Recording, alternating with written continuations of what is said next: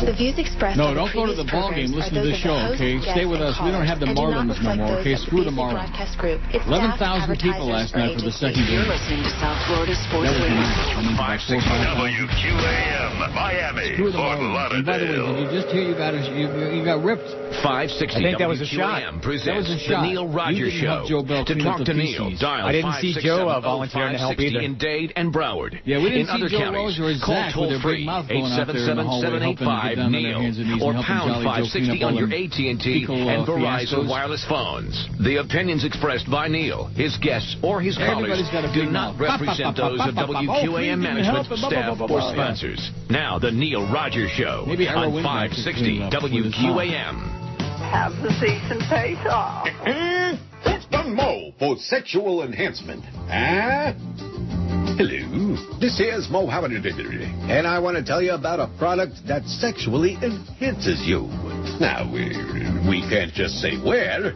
That wouldn't be right. But with a wink and a nudge, why, this little pill here will make you thicker and whiter. Oh, yeah? How? These spots here never say why. We can't really say what it is that gets thicker or whiter, but I do know this. These here pills... Ooh, you okay? Yeah. Feels like I got a cold. Huh? You know, Geldy, last night I had the best sex I ever had in my life. Yeah? Why, sure. It reminded me of my college days, when I had 4 chicks in a room, all doing me at the same time. You did? No. Furthermore, 9 out of 10 scientists invented these here pills for body gags. Turns out uptight religious types who get the spilkies when you play fart sounds, they don't care if you push the crap out of these things. And now the pharmaceutical companies, they got a surplus of this garbage. What are you trying to pull? Sorry! Hey!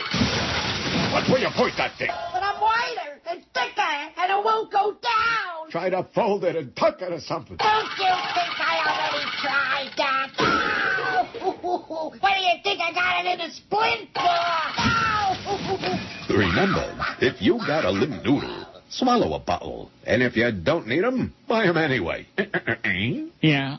Okay, 10:02 at 560 WQAM. Happy Wednesday to you. Oh, a lot of stuff, a lot of crap going on. Yesterday we had crap on the floor. And then Joe just found out about it? He knew about it.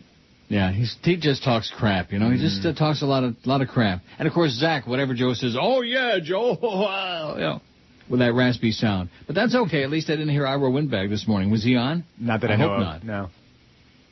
Hope not. I see the Heat lost. That's what I read. Not that I care. Do you care about the Heat? I like the Heat. Do you? Yeah. No, not me. And then the Marlins won again, but nobody cares because for the second game, after they failed to sell out the opening night, 11,124 it says, which means 6,000 tops. Wow. Weak, lame. And the Panthers, they took it up the chute in Philly. Right in the 5-hole. That game was on TV, by the way. It was on the Philly telecast was on. Panthers not telecasting a whole bunch of games this year, including some of the most important ones like last night, which they lost 2-1. And the Rangers won. Rangers, yeah, they won. They beat Montreal 3-1. So they're right up against the wall now. They have to win both their last 2 games and hope for the best. Am I right? Yep, Rangers play in Montreal. Phillies tomorrow, I think, the Flyers. The Phillies? The Flyers. Philadelphia Phillies tomorrow. Harry Callis will be calling that game. Harry Callis with that sound. Boy, he's just horrible. You know Harry Callis? Who was that NFL Films crap? Yep. He's a John Facenda wannabe. He couldn't lick John Facenda's ass. Although John Facenda is dead, so probably he couldn't resist. Well, here's a panic email to get us started this morning. Oh, Total panic. From Marissa. Now, the problem with that is that I know it's John ZTR because I guess he thinks I've got a bad memory. Marissa Thomas at Big Booty Marissa. This is already John ZTR admitted to being this fake emailer. Subject, is it true George got fired? Hey, oh my God, what happened to George? I listened yesterday and it was you and some other guy. Then when I asked my brother, he said that George got fired. He said that someone got on the air Monday and sounded distraught, and they said that you and George were in a meeting to discuss his firing. What did George do to get fired? Please don't do this to him. He's a good employee. Why do you have to be like that? Give George a chance, please. I can't listen to your show if it's just you without George. Please get back to me. Fake Marissa, a.k.a. John ZTR. Very weak job this morning, John. Very weak. Bringing back, reprising an old fake identity. Big Booty Marissa. I mean, doesn't that sound authentic to you? Wouldn't some some fat broad? Oh, yeah. Use an email address like that, sure. Marissa Thomas at bigbootymarissa@gmax.com. Mm-hmm. Women like to be called big-bootied. Yeah. Oh, how sad, how really tragic that is. Oh, Norma can't.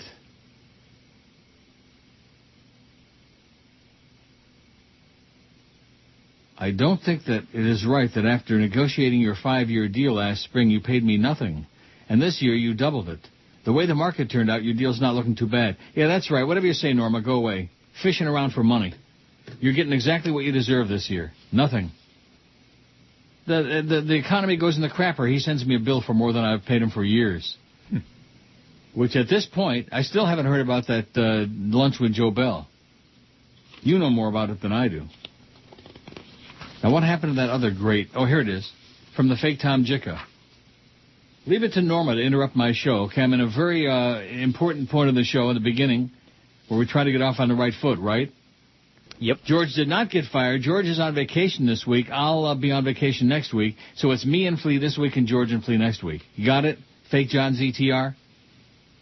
Fake Tom Jicka says George Sedano whipped up. And I guess you heard about this, huh? Yeah. Right from the horse's ass? Mm-hmm. George Sedano went on a warpath yesterday afternoon. He called out station management, called the morning situation an embarrassment. An embarrassment at the Waxy 790 The Ticket Stick It. And I have a very good spy report from Flea that Steve White, the program director, did the morning show again this morning. Here's a station with no morning show. Yes. A station with no morning show. Mm-hmm. Who ever heard of such crap? How do you like that Norma Kent noodling me for money? What's up with that? I can't afford to support the whole world, okay? Sorry, Norma. You're getting exactly what you're doing for me this year, which is nothing. Nothing. I never even got an update on that lunch with Joe Bell or any of my issues, anything. They had lunch together? What? Norma and Joe Bell had lunch together? I don't know. I don't know if they ever had the lunch or not. They've had several lunches.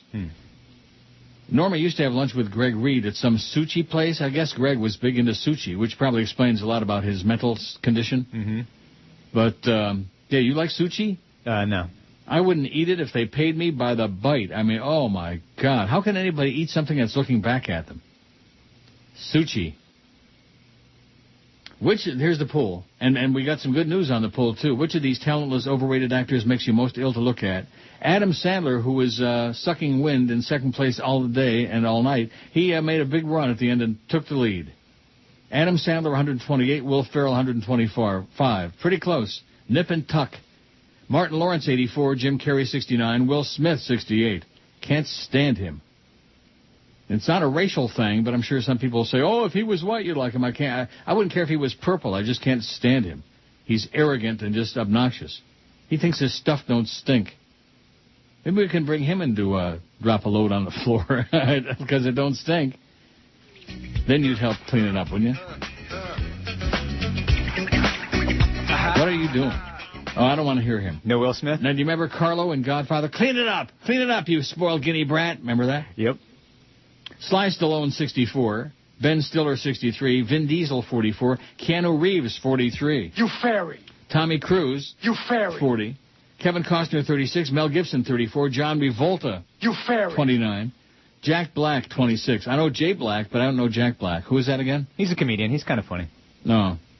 George Clooney, 23. Eddie Murphy, 20. Robert Downey Jr., 19. Ben Affleck, 15. Brendan Fraser, 12. Tom Hanks, 11. Russell Crowe, 10. 964 votes. Not a bad tally, Sally. No. And we got a new poll up there now for you. All those polls, all those numbers. Is it true that George got fired? From a fat-ass Marissa, yeah. Very bad, John ZTR. Very weak. I mean, come up with something new and original. Yeah. 790 Waxy Parent up 36%. Government may give bailout to insurers. Lincoln National. Do we care about that? No. Why do we care about that?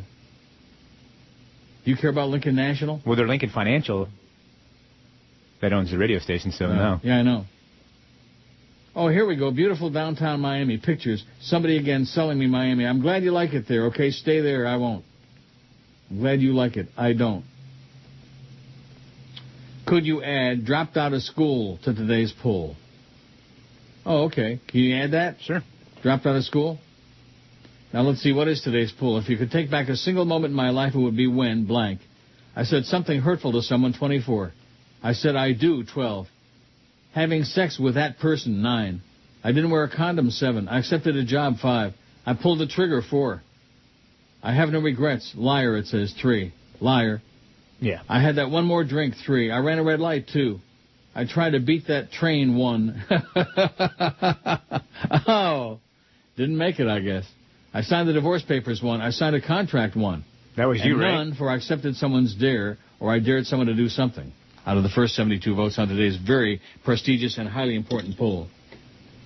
Now, when you hear the next email, you're just going to plots. I'm going to save it. Okay.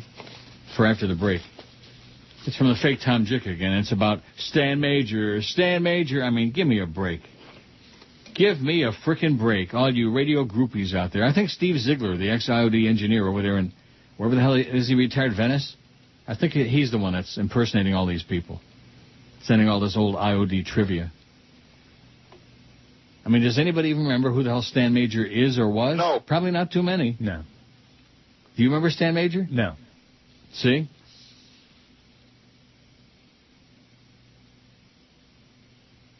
I think we ought to spend a lot of time talking about people that nobody knows who they are or who they were.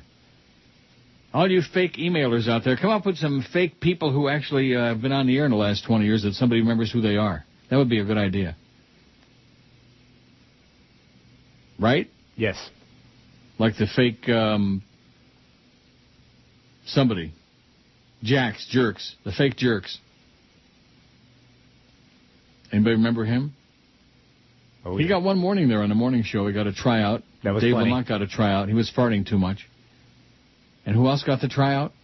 Ed Berliner. Ed Berliner. Berliner, yeah. And now Steve White, the PD, is back doing mornings. They have no morning show across the street, and Jorge Sedano is ripping them an ass. Neil Rogers guy. Hey, it's Dave, Ken, or Barbie, or whatever you want to call me, but I'm the genital mangler of 940 WINZ. You know, like me, you probably heard or read rumors about 940 going all sports. Well, I see it this way. Now that we have a black president, it's clear the Clear Channel message hasn't worked. And since 940 had its first decent trend in years with the progressive news talk format, I say, let's drop it and add to the growing number of sports stations. Hey, why not? I'm today's brand of radio bunghole. You know, broadcasters today feel a big ratings number means too much work. Phew. So let's make life easy by not providing any product at all. Local programming other than sports? Clear Channel says no. And so do I, especially having a black president now. I say we can program national sports so all you can talk about is black guys. Huh? Is that a great idea? You know, my mother always said I was a great idea boy. So we're going to change format. I mean, I've heard all the complaints, and here's what we're going to do. We're going to make it feel like every time your neighbor's dog goes on your lawn, he leaves a sports station behind. From now on, 940 WINZ will now be known as the Filthy Sports Animal. And our airwaves will smell like it, too. What a great idea. I'm telling you, I'm just bursting forth with phenomenal radio ideas. The Filthy Sports Animal. We got a black president, too. Go Dolphins, and you. And why didn't you help Joe Bell clean up the mess yesterday, Flea? That's not my job. Oh. It isn't his job either, but he was a real trooper. And I guess because the place is so vacant these days, there's nobody else to do that kind of thing. Oh, yeah. I mean, if Allison was still there, she probably would have done it. Oh, and by the way, did your program director also send you the same email he sent me yesterday about we can't say this and we can't say that, and et cetera and so on? Yeah, I was a little surprised. About the new ratings thing? Right, we're not allowed to talk about it? Can't say this, can't say that, don't say. And I said, I sent him back an email. I said, well, I'm used to a can't say this and can't say that, so don't bother me. I don't care. Oh, don't say this and don't say that. Don't do this and don't do that. That's all they know on this company is don't, can't, won't. The Dow's up 30 points. Not too exciting. It's about 30, man. Yeah, big deal. Okay, here's that Tom Jicka thing about Stan Major. I don't even know if it's worth reading this. It's so idiotic. On my car radio this morning, Glenn Fry's You Belong to the City came on. That song always reminds me of Stan Major. What? Mm-hmm. Stan would always play the song on WINZ and WIOD. At the end of the song, there's over a minute-long instrumental. It's perfect for drop-ins. Stan would always play the Don Johnson calls in there. Don Johnson needs a haircut. And before you go, can you please do one thing for me? Play Freeze Major Miami Vice. You're under arrest. It would make my day. Listen to this. It would make my day if you play this song and the drop-ins in honor of Stan this morning. What? Can you do it for old time's sake? I'll have a Milky Way Dark and Stogie in your honor. What kind of content do you want doing 2 to 6? This is just pathetic. Pathetic. I'd like to find who this person is and just horsewhip them. They need to be drawn and quartered. I'd even pay a quarter to have somebody do it. Can you believe this crap? No. People are dying all over the world. Bloodshed and murder and chaos. Crazy people with guns are shooting jillions of people. And some idiot out there, some obsessive, groupie idiot, writes garbage like this. By the way, the emails are not... Now, yesterday they were great. They just kept coming and coming. They just kept flowing through all the way through. I can see today's not going to be like that. Neil@neilrogers.com. That's where we get our emails. And I'm looking on there right now. Nothing. Nothing new. Just a bunch of stupid pulls from before. From Sean and this one and that one. I mean, it's okay, but nothing. Now, can you relate to that? Can you understand that? No, not really. Why is it that some days, like yesterday, they just kept coming through? And, I mean, there was nothing special going on yesterday. And here we are, me and Flea today, and nothing. Zero. Is today some kind of holiday or something? No, today's a holiday. That's right, it's Pesach. Isn't that starting, was it last night or tonight? I don't know. When I left this morning in the house, there was a bunch of cars parked outside of the, whatever it is, the temple right there, yeah. There's a bunch in my neighborhood, every block house. Have a decent Pesach. Have a decent Pesach. Have a decent Pesach. And in case you missed it. Happy Purim. Yeah, never too late to say Happy Purim. We got no Hamantashen this year. I can't find any here. There aren't too many Jewish people from India or from China or from Jamaica or Sri Lanka. No. That seems to be generally... I've come to the conclusion, and I had a good day finally at Woodbine yesterday. Thank the Lord. Thank God. I've come to the conclusion that 90% of the people who patronize that place are not like white Canadians or white Americans or white... They're like ethnics, you know what I'm saying? Mm-hmm. Ruskies. I mean, Ruskies are white, but nevertheless, you know what I'm saying? Yeah. They're not like real Canadians. A lot of Russians down here now. Oh, yeah. John ZTR says, that ain't me. You're full of crap.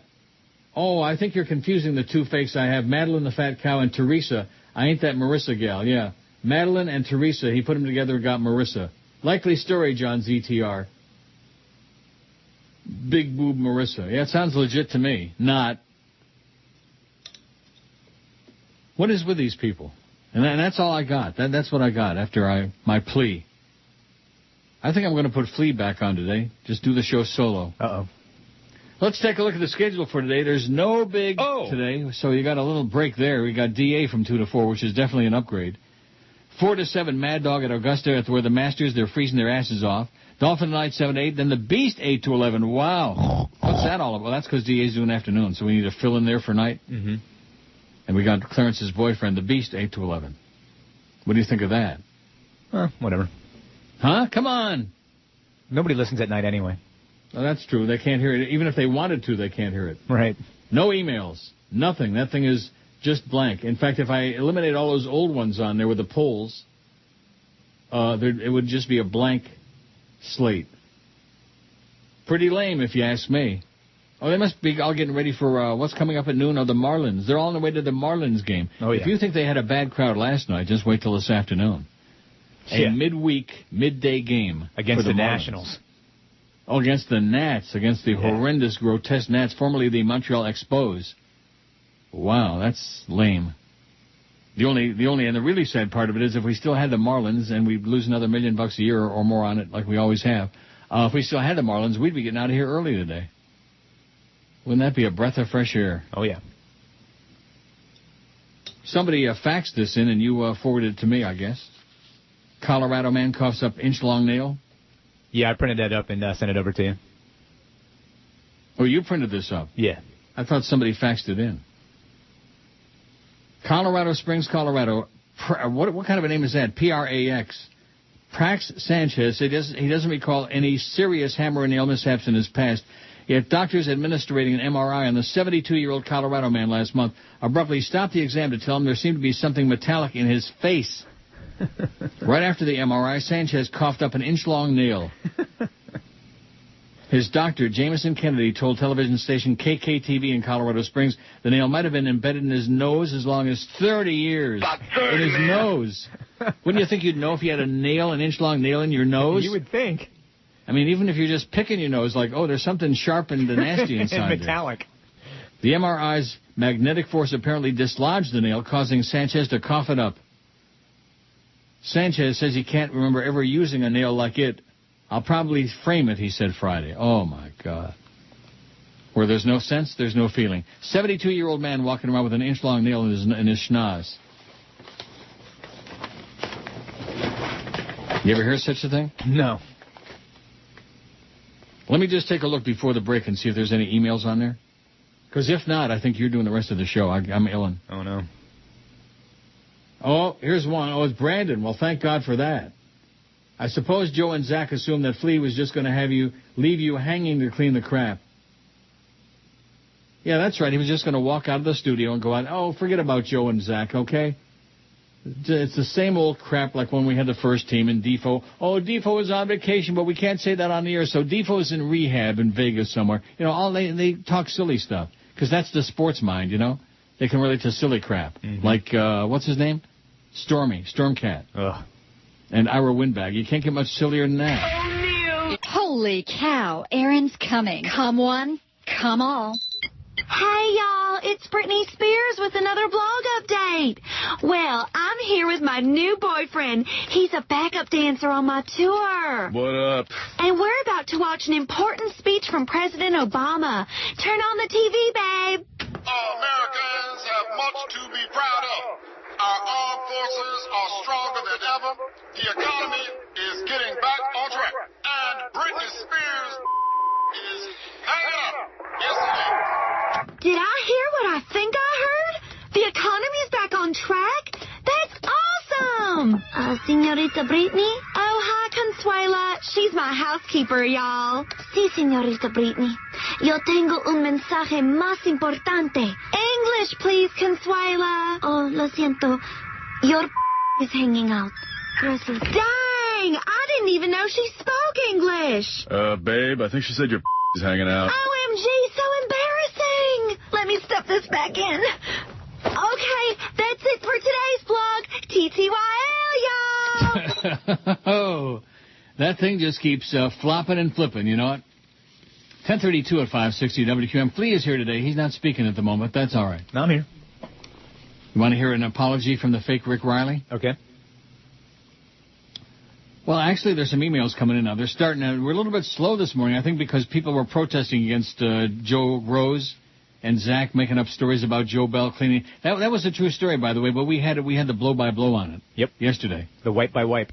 Yeah, the wipe-by-wipe, the lick-by-lick. Joe Bell cleaning up feces from the floor from an overflow from an explosion. Now, did we ever find out who left the... Nope.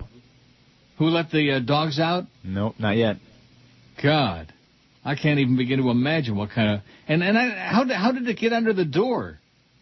Well, I guess it was already backed up, and Jesse went in there and flushed it again, and then it just overflowed. No. Yeah. Get out the old plunger, baby. You always got to have a plunger handy.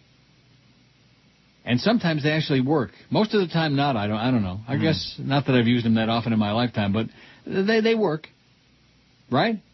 Yeah. And then what do you wash the plunger off in when you're finished using that? Where do you stick that? You put it on the floor? Yeah, with all I guess. That fecal matter on the bottom of it? Oh, that bathroom's so disgusting anyway. Oh, yeah, that one is. Fat Boy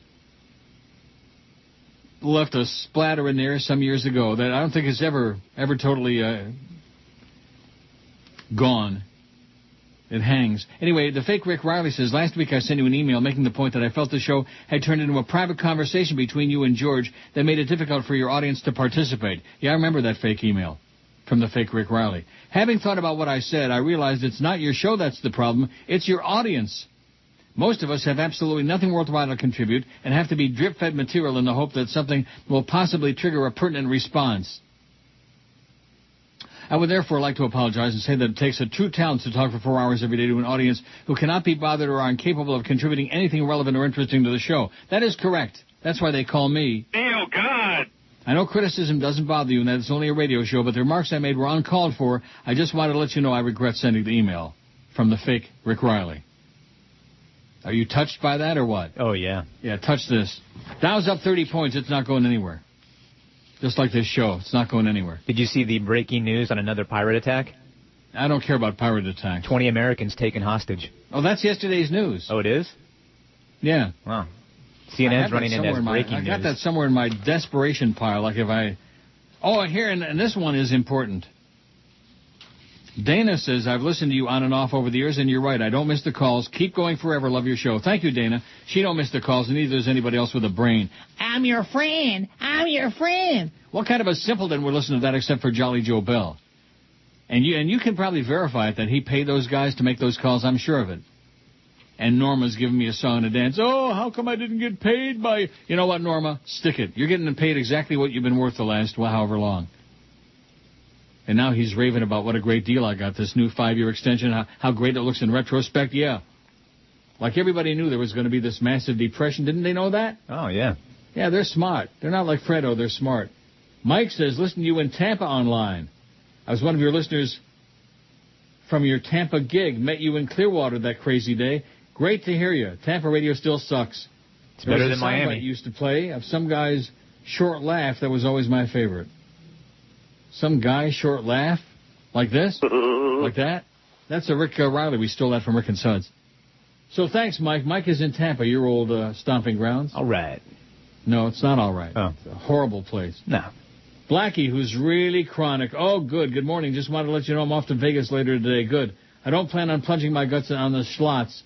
I do plan on plunging in the pool and at Spearmint Rhino. I wonder if Brittany Vajayjay will be hanging out in Vegas.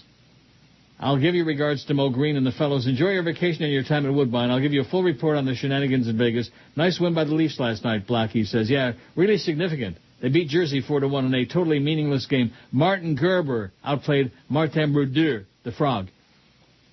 Martin Gerber, he played great in a meaningless game. There are some choke teams that really stink the joint out when a game counts, and when it means nothing, it's like, oh, they're world beaters, you know. Now the Sabres are here tonight. Yes. Maybe I'll go watch that game. Yeah, it'd be good. I will not. No. I will never go. Well, I won't say never. I don't think I'll ever go to the Air Canada Centre again. Maple Leaf Gardens, I loved. It was a great place. I went to a lot of games there. A lot of games. The Scare Canada Centre, oh, my. It's sterile as the inside of an oxygen tent. I just don't like it. Diner dials 911 over a shrimp order. This is a good story. Simp. Oh, and Fat Chris sent me an email this morning. He was having trouble getting the stories up. And I noticed that he got 5 or 6 of them up there finally. And maybe because I haven't sent those checks yet to him and Cordis. Could be. Maybe this weekend. What do you think? Yeah, maybe not. I got vacation next week, and I got plenty of time to sit around and think about these things. Haltom City, Texas. A woman dialed 911 Monday afternoon to report that she didn't get extra shrimp in her fried rice order. So many dumb people out there. It's just as scary as what it is. The incident happened at A&D Buffalo's in the 4000 block of East Belknap Street in Haltom, H-A-L-T-O-M, City, Texas. Restaurant employees said the woman originally left with her order but came back claiming she didn't get her full $1.62 worth of extra simp. Since she'd already left the building with her food, they refused to give her a refund.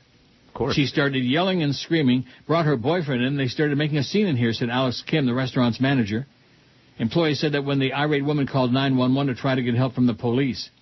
I always get the simp fried rice, so I said I'm going to get extra meat this time, but they didn't even put extra shrimp in there, she told the operator. The woman also told the operator she demanded either a refund or the additional crustaceans, and that she decided to place the emergency call when she was met with resistance. I'm just saying, get a police officer up here. What has to happen? The caller asked the operator. What do I have to do to get police up here? A Haltom City police officer was dispatched to the scene, but the woman was no longer at the restaurant when he arrived. Maybe she went out fishing for some extra simp. Police spokesman Cody Phillips said she likely will not be punished for her call. You have to make a phone call in a non-emergency situation and remain silent or be abusive or obscene to the 911 call taker. She was none of those things, Phillips said. The incident mirrors a March episode in Florida in which a woman dialed 911 about her McDonald's order. In that case, police arrested the woman. Remember that one? Oh, yeah. Remember it well, like it was only moments ago. Bitch. Restaurant employees said they actually expect to see the woman again. She's a frequent customer, and if she does come again, they'll be more than happy to take care of her, they said. I have an incredible story. Just this brought it back to mind. Something happened to me yesterday. You will never believe it. Okay. At Woodbine.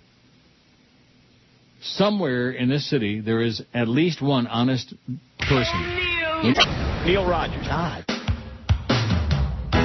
Real American a-hole. Absolutely. Real American a-holes. We salute you, Mr. Karaoke Host at the Neighborhood Bar Guy. Mr. Karaoke Host at the Neighborhood Bar Guy. You lug your crap around night after night, just so some drunken slob can butcher Piano Man. It's 5 o'clock.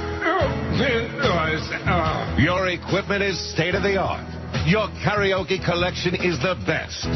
But you are 42 years old, and you still live with Mother. Howard, bring me my tea. You fancy yourself as an entertainer, but does it really take any talent to introduce Sue and Josh singing Margaritaville? No.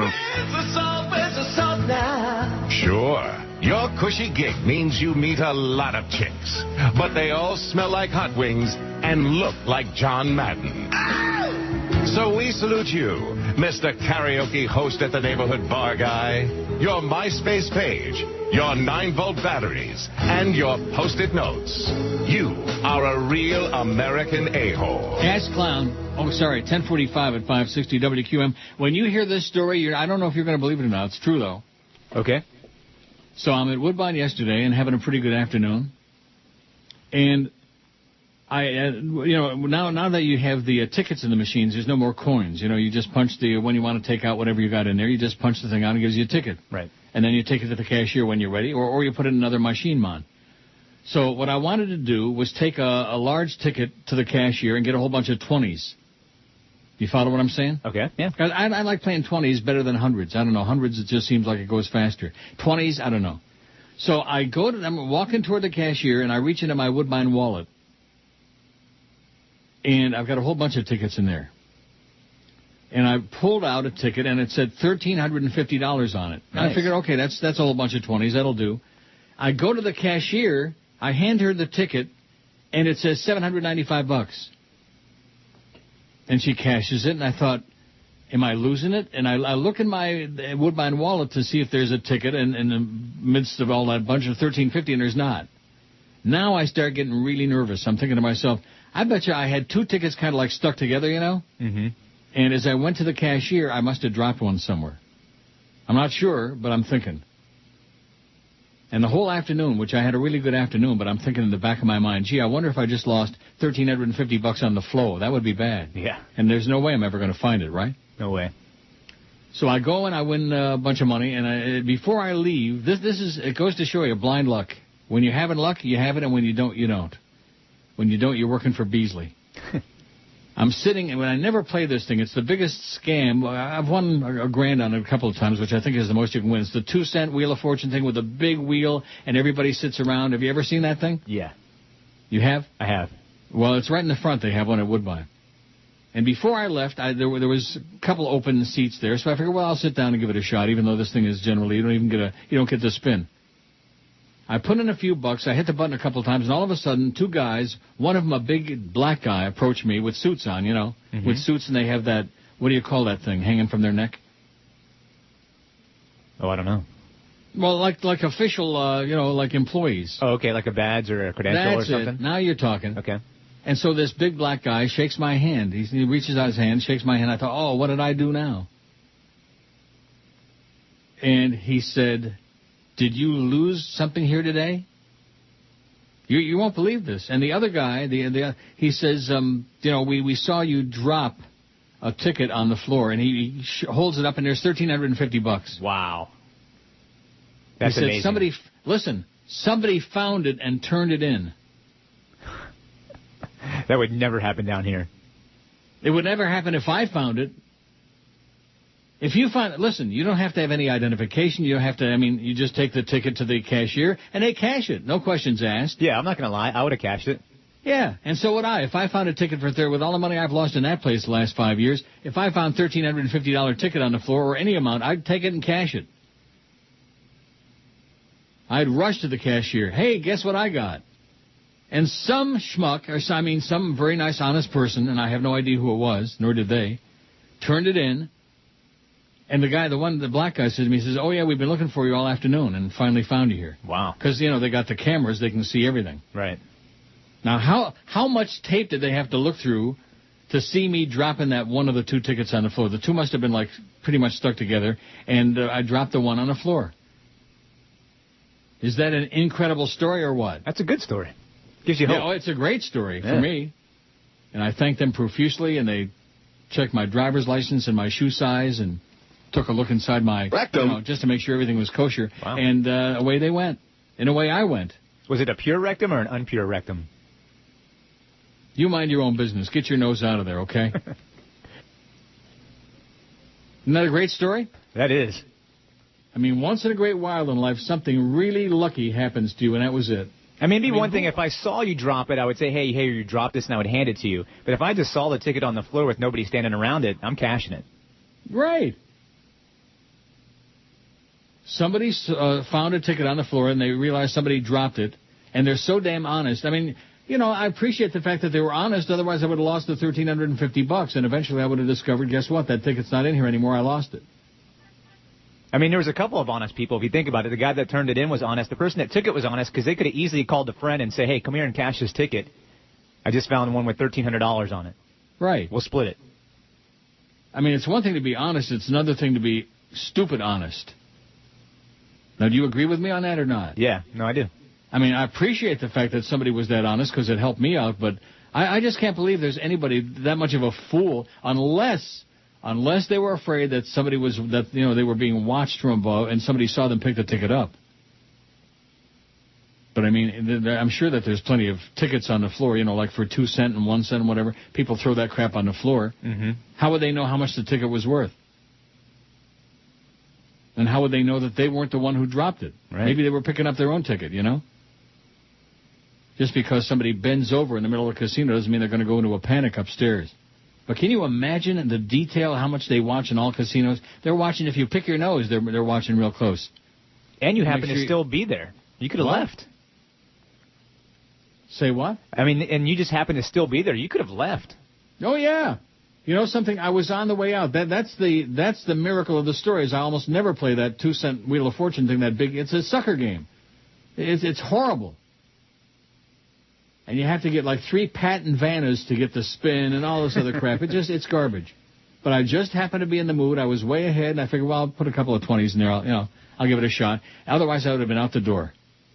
And when he said, we've been looking for you, I thought, did I win too much or what, Like in Vegas, if you win too much, in the old days, they'd take you out in the back and break your legs. Don't do it again like that. That was down $2. $1.99. Isn't that a great story? Probably people are saying, oh, well, Neil's on the air saying you shouldn't be honest. I'm not saying you shouldn't be honest, but don't be honest and stupid. Like if you found a bag of money somewhere with thousands of dollars in it, would you just not take the money and run? In today's economy? Man, forget about today's economy. just ordinarily, azayah. Of course. As they say in China. Azayah. By the way, happy Pesach to all our 10 Jewish friends.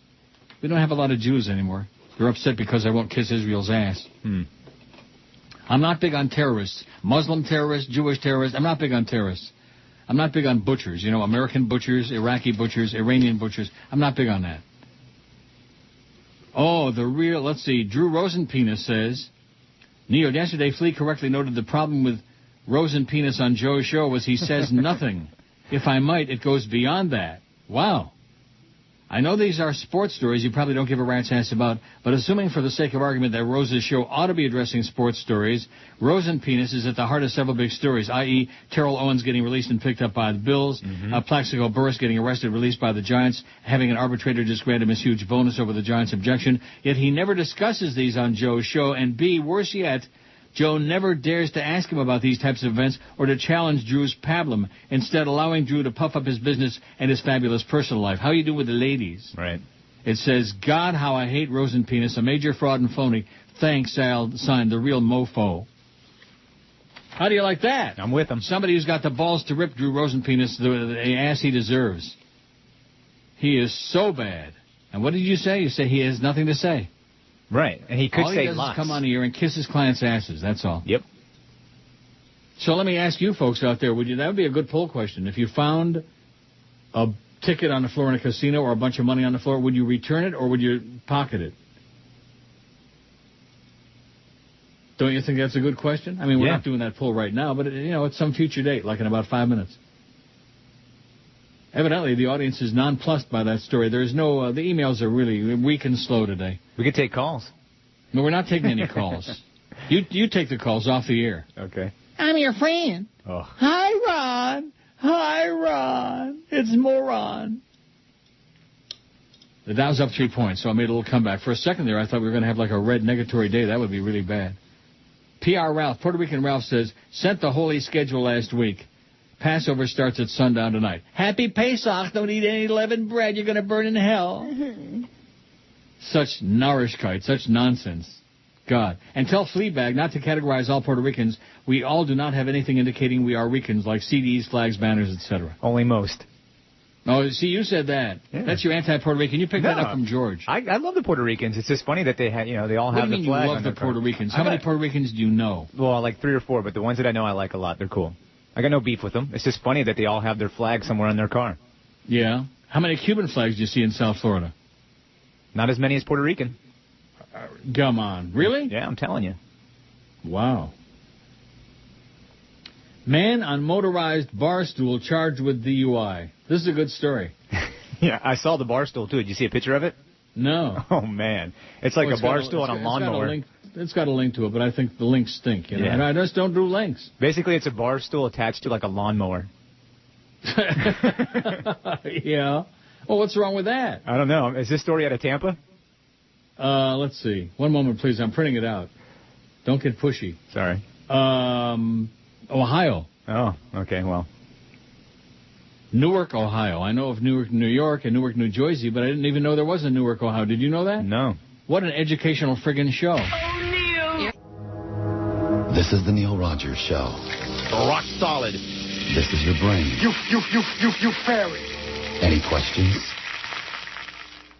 If you still think sports isn't gay and hardcore sports fanatics aren't bar-mincing wilted Marys, then you missed this. He be Alonzo Monin. What will I do without Alonzo? My life is over. I'm gonna miss you, Alonzo. I run my hand over your poster. Your poster on my wall. And I'm just stroking your poster on my wall. 'Cause I love Alonzo. I'm moist for Alonzo. I'm getting moist, Alonzo. I'm going to miss Alonzo's mellifluous monotone voice, the way he speaks like this without any inflections. And that's uneducated and all that, although he really is a good college movie. There ain't nothing more important than Alonzo. I love my Alonzo. Alonzo, I'm going to miss you, Alonzo. Alonzo, please don't go away. I love you. Alonzo. No. Don't go away, Alonzo. I miss you, Alonzo. Please don't go away, Alonzo. I was gonna miss Alonzo. I ain't never gonna get to stroke his thighs. Oh, God, what a thought. It's 11:02 at 560 WQAM. Don't forget, no Big O. Rock Today solid. we got DA. Big O's on vacation a few days or something, you said? Something like that, yeah. He's in I'll be on Orlando. vacation all week next week, so you can start a lot of rumors about Neil got canned and they paid me off and yada, yada. It'll be George and Flea next week. You guys do great together, I hear. Yeah, we have fun. And you and, what's his name, do really good together. Well, what's his name? Which one? I don't know. Cordis? Here's the poll results so far. 180 vote on the new poll. If I could take back a single moment in my life, it would be when blank. I said something hurtful to someone, 53. I said I do, 35. Having sex with that person, 20. I accepted a job, 15. I didn't wear a condom, 14. I had that one more drink, 11. Dropped out of school, 7. I have no regrets. Liar, it says in parentheses, liar, 7. Who has no regrets? Do you believe there's any such person? No. I pulled the trigger, 6. I signed a contract, 5. I tried to beat that train, 2. Now, if they tried to beat the train and they regret it, then how come they still are around to talk about it? Must have been kind of like a real pansy train, you know? Yeah. Maybe like a Lionel train. Remember Lionel? Oh, yeah. You know Lionel was a caller on the Lassiter show? Are you aware of that? No. Yes. That's how he got on the air. Wow. Does that mean Stormcat's getting his own show? Oh, yeah, Stormcat, 2 to 4. Couldn't be any worse. I ran a red light, 2. I signed the divorce papers, 2. I accepted someone's dare, 1. And I ripped somebody off, none. I dared somebody to do something, none, out of 180. Yeah, it kind of hang with you if you, like, dared somebody to jump off the 9th floor balcony or something like that. I dare you to do it, and then they did it. And then, oh, geez, well, I shouldn't have done that. Well. Or, all depending on who they are. Right. The Dow's up 23 again. It made up 30 for a little while there, and then that was the end of that. Oh, yeah, Obama, the Chia Pet. Didn't we have that story yesterday? Yeah, Walgreens pulled the Obama Chia Pet. Had it. Oh, and Edward comes back with a picture of the bar stool. Oh. Isn't that special? Man, that screams white trash. It's a bar stool stuck in the middle of a power mower. Am I right? Yeah. The bar stool is stuck where the seat is, and the mower is it's a neat thing. Yeah, I like to see the person that drove it. You can mow the lawn and do a whole bunch of stuff at the same time. Wow. Well, thanks a lot, Ed. You're a hell of a guy. Question about the lost casino ticket, asks somebody here. If you report to the casino you've lost a ticket for a specific amount, can't they notify the cashiers not to cash a ticket for that amount without ID? No, in other words, don't you understand? I mean, I'm sure that wasn't the only $1,350 ticket that has been won in that place. Right. In a given day. I mean, you have any idea how many people go through there every day and how many machines there are? Lots. Had your ticket been cashed by another patron, you'd be screwed because you hadn't reported it. But the person who picked it up didn't know whether that ticket had been reported. Maybe that's why they turned it in.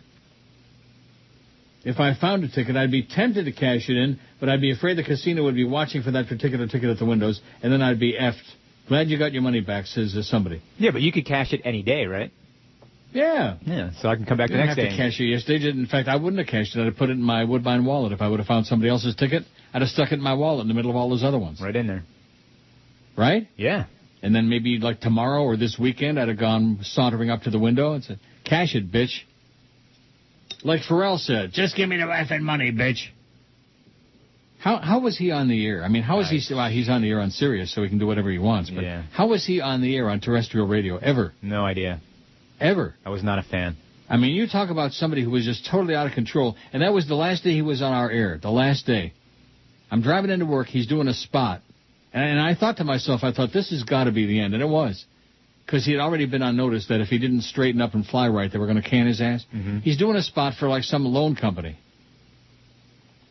And he says, just go in there and tell the broad, just give me the effing money, bitch. And he never gave the phone number. He never gave the name of the place. Nice. Yeah. And he expects people to pay for our commercial? I mean, granted, there's a whole bunch of punks who loved his act because he was just so off the wall, but... Yeah.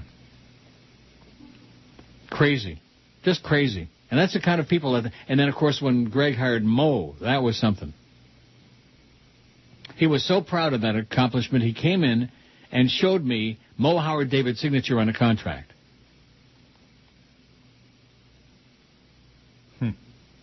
If I had only known. And the people at Westwood One and ESPN had begged him, why didn't you tell us you were thinking about hiring this guy? Because we could have told you. We could have told you something about that. You got to admit that there's nobody else in the world that says quite like that or like that. But you know what's sad? What is sad? Is I would welcome him back to the Dolphin broadcast. Oh, yeah. Are you kidding me? Cephalo. Horrible. Even during the height of our hostilities, and believe me, they were pretty hostile, I always have said that he was once upon a time a great, not good, but a great play-by-play guy. When he was doing Monday Night Football on Westwood One. Mm-hmm. And when I was at IOD, when Rick Weaver was forced out to pasture and they forced him to retire, they gave me a box of cassette tapes to listen to, and they said narrow down to 2 or 3 who you think are the best, and we're going to hire a replacement for Rick. And Mo was one of the tapes I picked out. Wow. I picked out 2. It was Mo and then some guy from Michigan. Yeah, he was good at play-by-play. His show was horrible. But he was good when he was coherent, and then all of a sudden, with the Dolphins, he didn't know who the hell was on what. Right. He started losing, when you get old like me and him, you start losing it. Only at least I admit that I'm old. Boy, he was so vain. Well, of course, when you're wearing a hairpiece like that. Right. Vain. Where's that thing about the hairpiece? The doctor. And you do understand why they were pausing there, don't you? No. The reason he and Geldy were taking those long pauses is because they thought that if they took a long pause and hit the dump button, it would not get on the air. The doctor that performed the surgery on Jay Fiedler's thumb, isn't he the same doctor that performed the procedure on your toupee?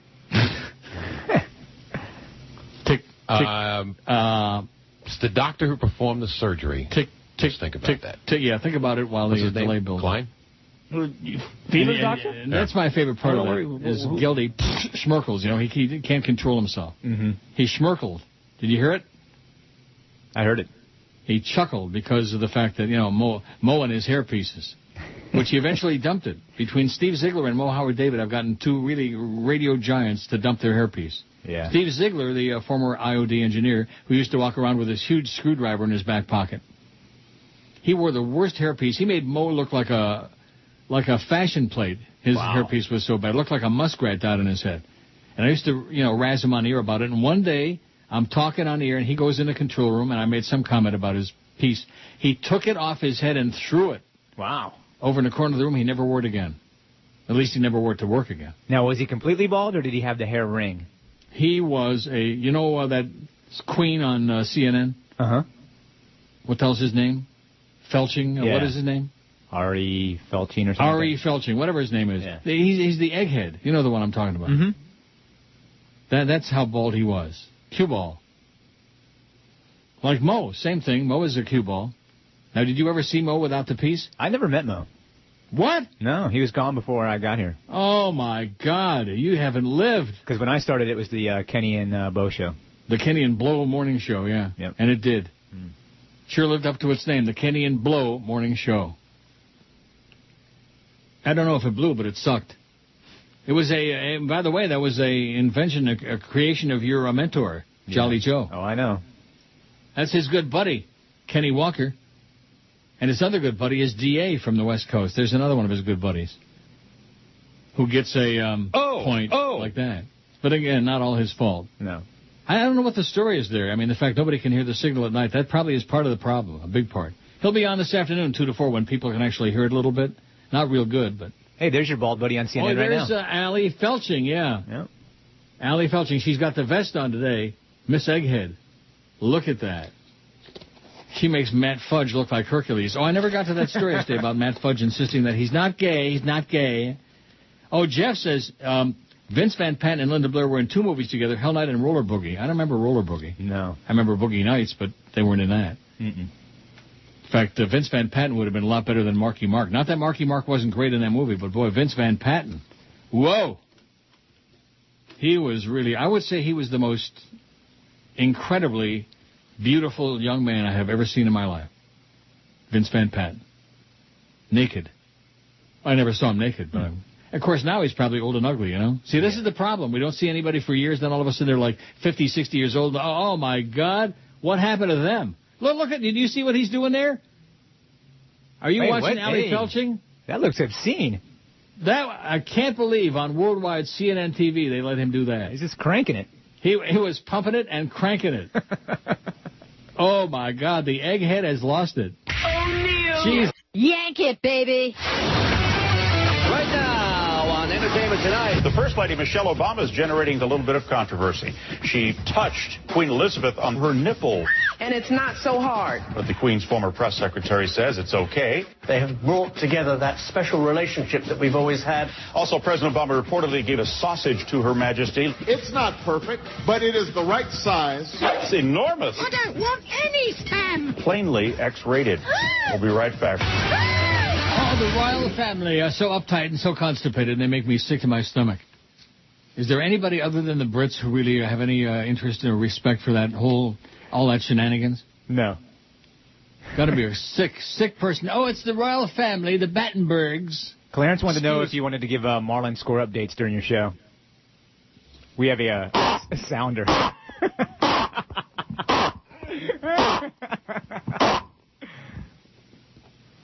I'll tell you what I could do. I could pull a Sid Rosenberg and get your ass in real big trouble, Clarence. I could put the game on the air. Ooh. Oh, no, you don't have the game there, do you? Sure I do. In fact, let me find the package, so to speak. The baseball package. Oh, there's Golf TV. Let's get that on right away. Cups for Columbia. Not a huge goal scorer, Paul. Oh, my God. Goal scorers in the golf? What am I looking for? Who are they playing? They're playing the Nationals. And then we can play the sounder. And you know what? It doesn't look to me like it's on. We can't play the sound. Are you a crazy person? Are you another Sid Rosencrantz? No. 8 p.m., Pittsburgh and San Luis. Oh, there it is. 4:39, Washington and Florida, 4:39. Now, we can't play it on the air, but we could, play... Actually, I'll see, little bits of it. You know what I mean? Uh-huh.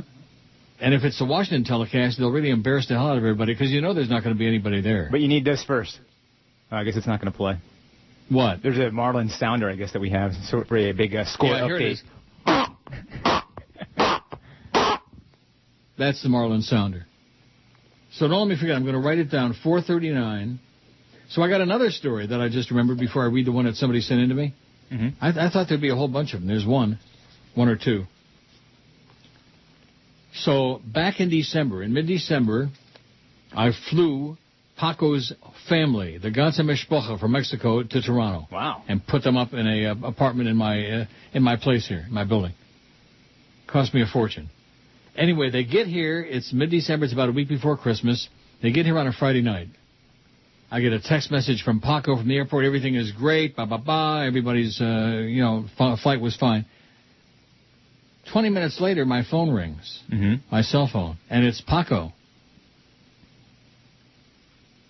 Yeah? No, it wasn't 20 minutes. It was like an hour later. And they finally had gotten here to the building. Oh, you got to come up here right away to their place. They left some luggage in the airport. And this was on a night when we had this brutal blizzard and storm. You couldn't find a cab, no nothing. Nobody on the road. I mean, it's a miracle their plane actually landed. And they left 2 suitcases in the airport. Wow. So I get dressed, I go up there, and we're lamenting, beep, beep, beep, beep, beep, oy Vezmir, etc. And I call the airport about the luggage, where you go to get it, and they tell me. In the meantime, we go out on the street, and there's not a cab to be found anywhere. It's like the end of the world, big blizzard. So we decide the only choice is the next day, we're going to have to get up and go to the airport, and hopefully it'll be lost and found, 2 of their bags. Mm-hmm. Now, how can you leave 2 suitcases in the airport? I don't get that. I mean, there's a whole bunch of people here. There's 3 adults and 2 kids. But at any rate, the next day, about noon, I get a hold of my regular cabbie, and he drives us to the airport. And I'm looking for the information counter to find out where lost and found is. Mm-hmm. And we're wandering over to where they were in the waiting area when after they came in. This is after you go through customs and you go through baggage pickup. And we walk there, and there are the 2 bags still there, exactly where they left them.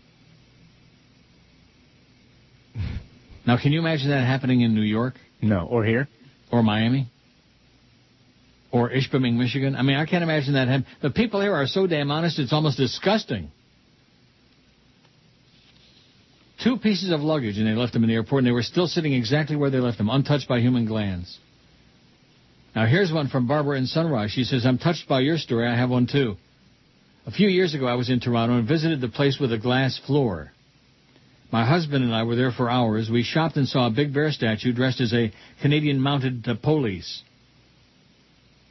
I put all my bags down. We stood by the bear, had our picture taken. We left the bear. I picked up my bags and shopped for at least another hour. When we were getting ready to leave, I reached for my purse and noticed I didn't have it.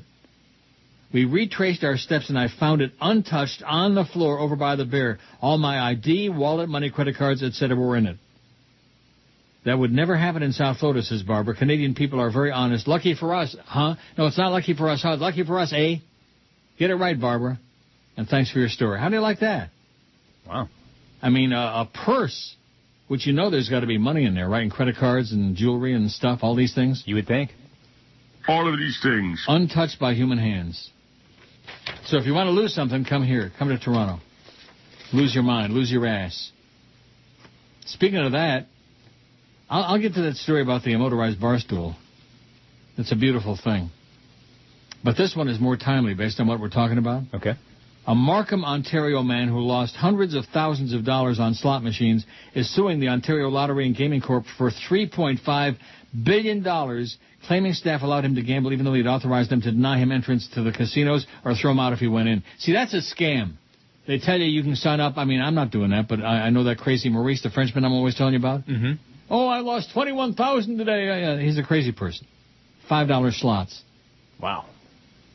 Oh, he's a maniac. That's a lot of losing.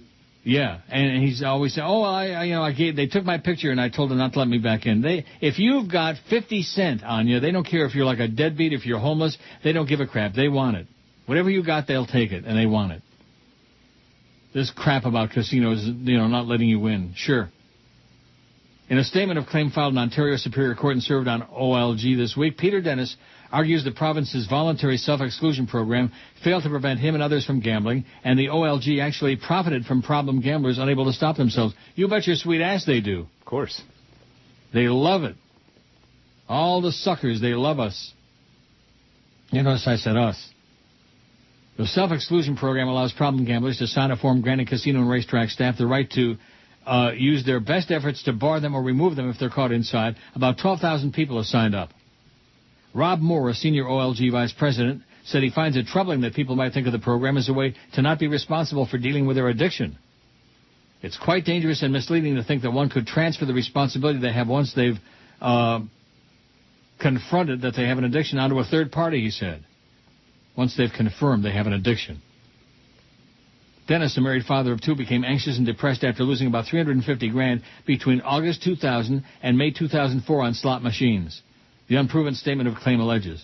He lost a further $59,000 during an 11-week binge, after which he signed a self-exclusion form at Woodbine Racetrack. Oh, my God. Oh, my God. Whoa. The claim filed on behalf of Dennis and his wife, Zubin Noble, asserts that OLG still allowed Dennis into gambling venues and didn't detect or remove him, leading to further losses of another $200,000. Boy, he's doing a lot worse than I am. Yeah. Dennis couldn't be reached for comment. His Mississauga-based lawyer, Hassan Fancy, is that a fancy name or what? Hassan Fancy declined to comment when reached last night. Dennis lost his two homes to foreclosure, was fired from his job as an account manager after failing to repay a loan from a client. The suit seeks damages on behalf of those gamblers who signed on to the self-exclusion program but still managed to keep gambling. Oh, aren't you the guy on the list? Well, go ahead, have a good time. Go ahead. When you come through that door, as long as you look like you've got money, go ahead. That's what they tell you. Go ahead. Although I will say this, they do check ID if you look like you're under 30. They do check your ID. What do you have to be? Because they figure probably most people under 30 don't have much cash anyway to lose, right? What do you have to be, 18? No, here 19. 19. And down there, you're like 21. You got to be 18 to get into the racetrack part and 21 for casino stuff in Florida.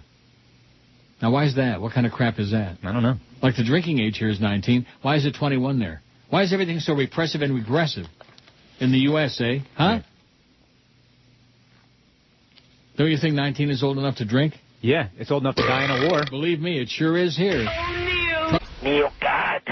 It's an affliction that affects millions of men. Oh, geez, not again. Let's face it, you get random boners.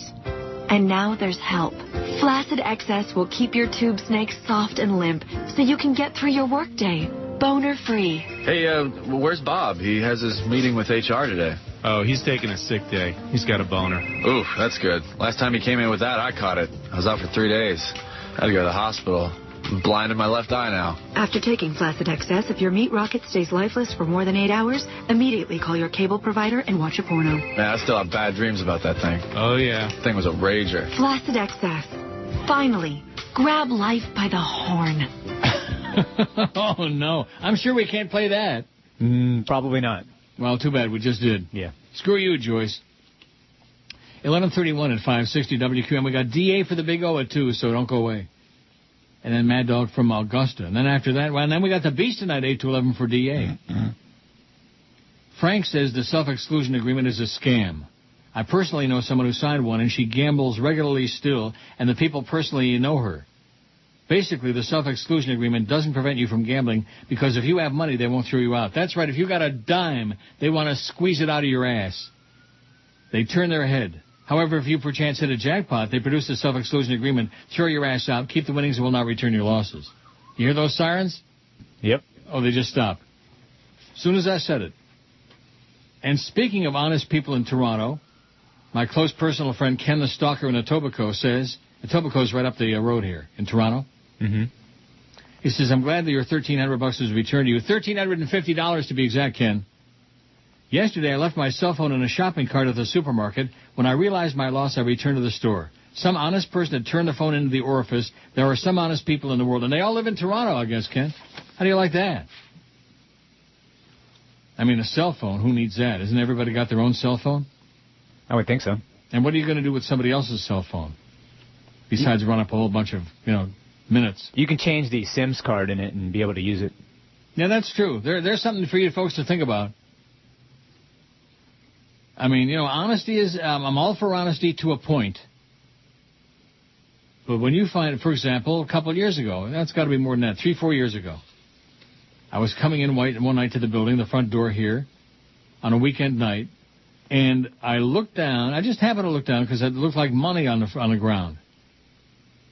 And there were 2 50s and a couple of 20s and a 5, like about $145. Mm-hmm. And I reached over real quickly and I picked it up. And as I was walking in the door, I put it in my pocket and kept walking. Sure. I mean, it's just cash. How would anybody know if they lost $145 in cash? Right? Well, they probably know they lost it. Well, maybe later on. Yeah. And how do I know that it's the person? I mean, how much did you lose? Give me an exact amount. I'm not going to go through all that. Right. I just pocketed it. Sure. Oh, you're dishonest. You make all that money. Well, too bad. I'm just being honest. Most people would lie about it. Most people on the air are goody two-shoes. Oh, well, if I would have found that, I would have returned it to the concierge. Yeah, right. Concierge my ass. And at least on this show, even Flea admits he would have pocketed that so fast, you wouldn't have even seen his hand move. Absolutely. If Ali Felching would have been lucky, we wouldn't have seen his hand move earlier. That was... I'm still kind of traumatized. I still don't understand what the hell that was all about. I don't know. I've been around the block a few times, but on TV, I don't know. Somebody says maybe the person who turned in the ticket was somebody who had so much money that $1,350 is like $5 to them. Oh, yeah. I'll still take the 5. Give me a break. In other words, they looked at it, shrugged, and felt sorry for whatever poor person dropped it. Right. Oh, I'm sure there are tons of people in Woodbine making a lot more money than I am. I'm sure of that. You ought to see the schleppers in there. The ones, especially the smelly ones that come on the bus. Oh, my God. Like my cab driver says, oh, the smelly Chinaman that come on the bus. Wait, what? What are they doing on the bus? What? Huh? What'd you say? What'd they do on the bus?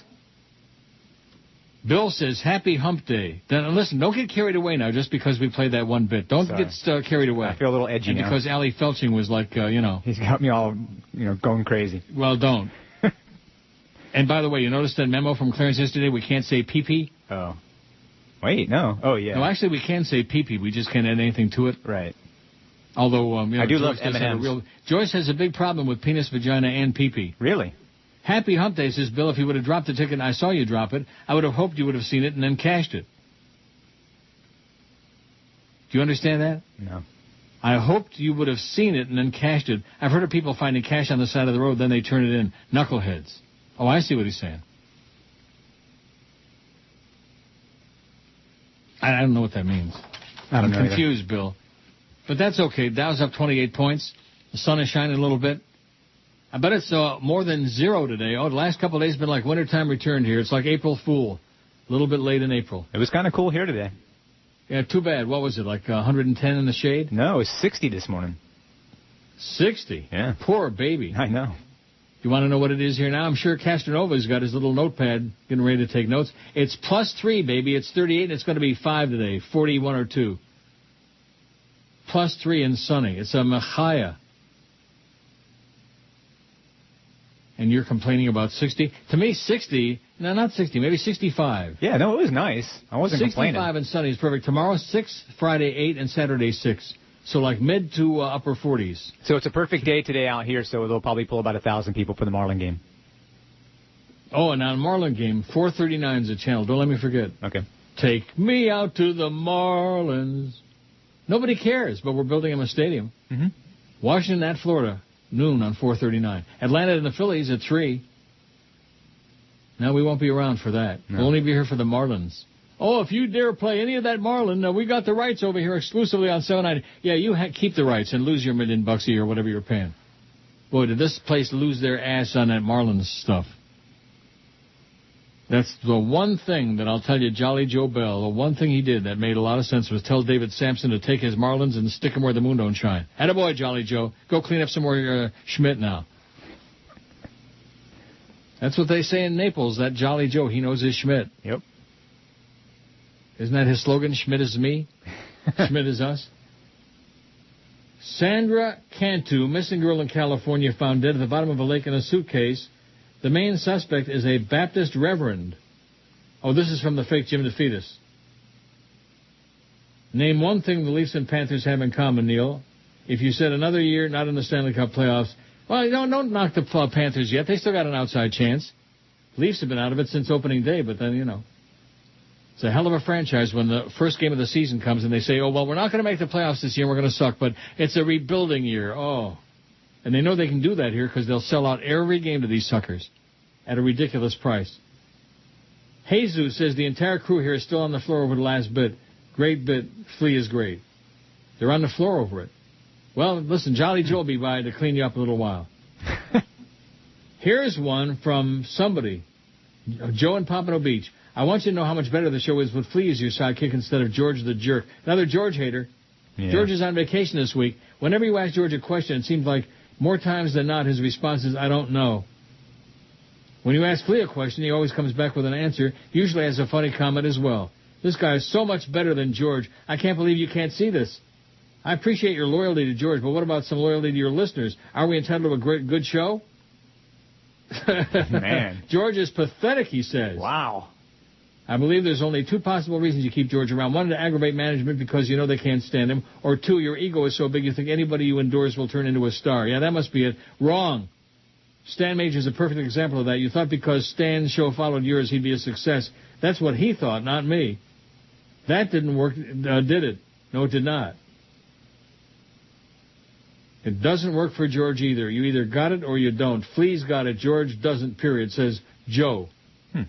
Joe Mama. Joe Bell. Well, they're sure picking on poor George now that he's away. And they love you. They just love your ass. Yeah, until I'm not here anymore, then they can take shots at me. Paul says, Neil, maybe the person had a God-centered life and it was his Christian duty to return the money. God bless you and Flea. Yeah. Yeah, take your God and shove it, Schmendrick. Oh, Neil. I know that the Lord even loves Neil Rogers. Take your God and shove it. Oh! I ain't gonna worship him no more.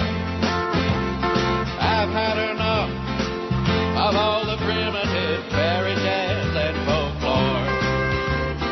I'm getting tired of giving money away to all the Christian corporate whores. You can take your God and shove it. Oh! I ain't worshiping him no more. Neil, God! Well, I was a Christian, soldier of God, believer all these years. All that time I followed every word of the scriptures written by queers. Catch keys, say he's a powerful God and an all-knowing in a mighty way. Except in 9/11 when he must have been gone on a bus friend's holiday. You fairy! Take your God and shove it. I ain't gonna worship him no more. Shove that you're alright if you're with us, 'cause everybody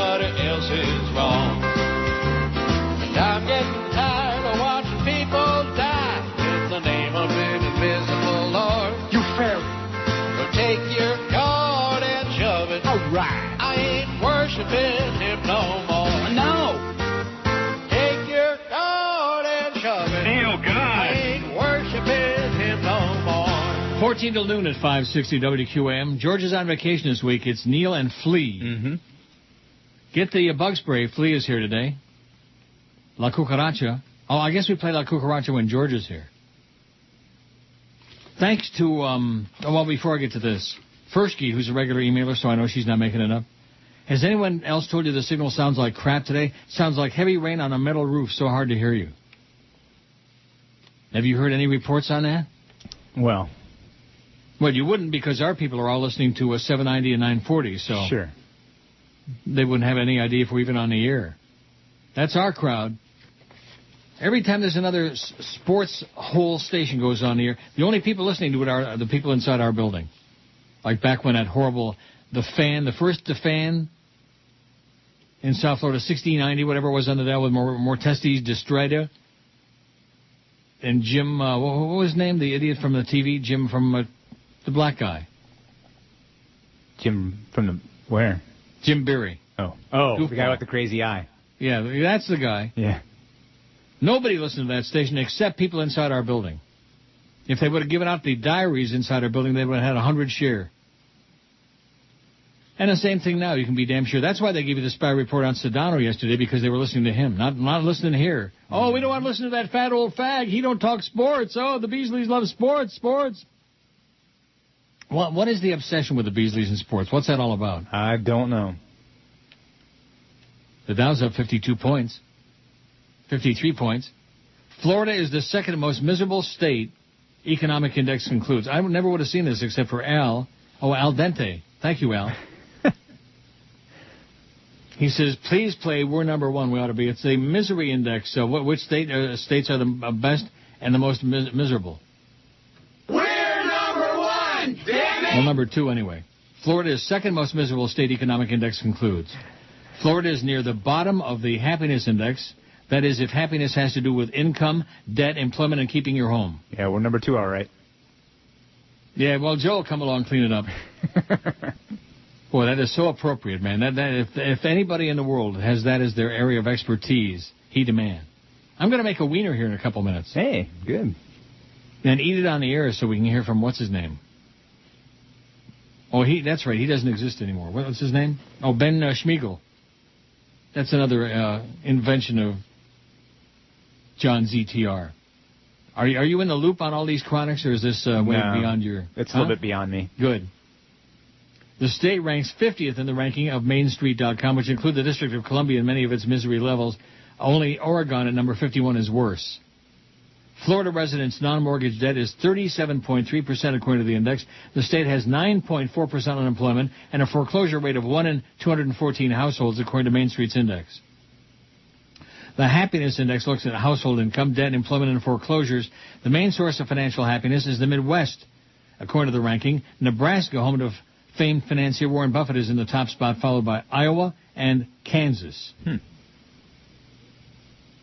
Only Oregon at number 51. The reason there's 51 instead of 50 is because Washington, D.C. is included in there. And Florida is ranked 50th, second to last, the most miserable state. How do you like them apples, huh? Them road apples. Miserable. I sure go along with that. I mean, name me a wonderful place in Florida besides Alachua County. I like Captiva Island a lot. Do you? Yeah. How about City Island there? Where the average age is death. Boy, you talk about old people. I don't know which is older, Sarasota or St. Tweet. I think Sarasota at this point. St. Pete's got younger. It has? Yeah, it's gotten a lot younger. Dow's up 56 point. Italy's quake toll rises to 260. 28,000 homeless. Well, that's not unusual in Italy. A lot of homeless. Really? Oh, yeah. A lot of schleppers. A lot of street beggars, you know, especially in Rome. There's one, I'm sure if she's still alive, one old woman with this black dress, and she shakes. She sits there in the same spot all the time, and she shakes, and she's got her little tin cup there waiting for you to throw a couple of euro coins in, you know. Used to be a couple of lira. I liked it better when they had all the different currencies in Europe. It was more fun. Yeah. Lira, guilders in Netherlands. Well, the English still have their pounds, so. Yes. Like marks in Germany used to be marks. Deutschmarks. Deutschland über alles. Germany is nothing at all like what you would think it would be. Yeah, I've never been. I'd like to go. First time I went there, boy, when I went to Berlin for the first time, I thought I was going to just die. I cringed when I heard people speaking German. And then I realized that it was a pretty neat place and the food was damn good, and they're all a bunch of perverts like me. A lot of Germans in Fort Myers. I had some friends from Munich there. Do they ever eat at that German restaurant in Avon Park? The one we were talking about yesterday, That's that why nobody knows what it is? Yeah, it's not there I'm anymore. telling you, there was one. It was either in Avon Park or just north of it, in Lake Wales. A German, all-you-can-eat buffet with bratwurst and stuff, you know? Like German crap. Bob B. says, up from the Keys to take care of some personal business. My wife and I went to Landlubbers and Plantation for dinner. Just getting our food, I hear over the speakers in the restaurant the dulcet tones of Jeff DeForest. Ooh. He and a couple of his cronies do a radio show from Landlubbers, a raw bar, every Tuesday. Same old Schmidt, boring, and they were just talking to themselves as everyone in the place was ignoring them. I guess this answers the question, what's going to happen to Defoe? Pathetic, it says. And then it says, I'm your friend, Bob B. Thank you, Bob B. What's going to happen to Defoe? Nothing different. He's still going to be loser. I mean, that's one thing about life, I guess, not just this business, any business. One thing about life, if you're a loser, you're always a loser. I mean, you know, once in a zillion years, somebody, you know, hits it rich. Like Regis.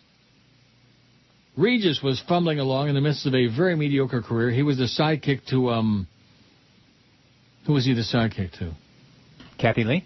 No, Joey, what's his name, the comedian? Joey Reynolds? No, not Joey Reynolds. I said the comedian. Joey Bishop.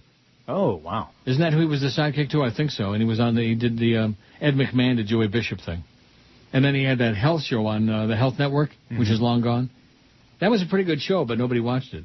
And he was just kind of fumbling along. Then all of a sudden, he's a big superstar. He's everywhere. Yeah, he's huge. He's Regis and Kathy Lee, and now Regis and Kelly, and Who Wants to Be a Millionaire. And what's the other thing he's on now?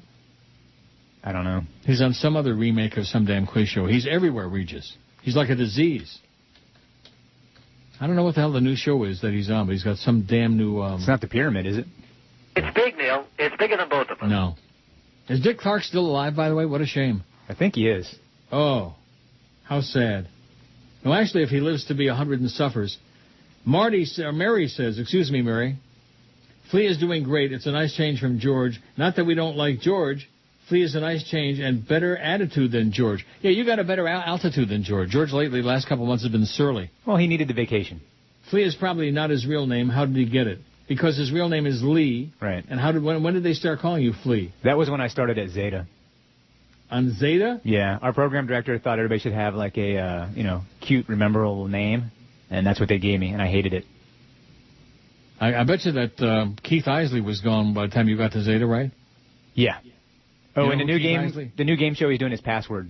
Password, that's what it is, with Regis. Everything is with Regis. I got to play after the break. About 30, man. Got to play that in honor of Regis. Okay. But he's a guy who was, but ordinarily that doesn't happen. If you're a loser all the time, you're always going to be a loser, like Mifo. He never had any numbers at IOD. He never had any numbers on FTL. He never has any numbers on that abortion that he's on now.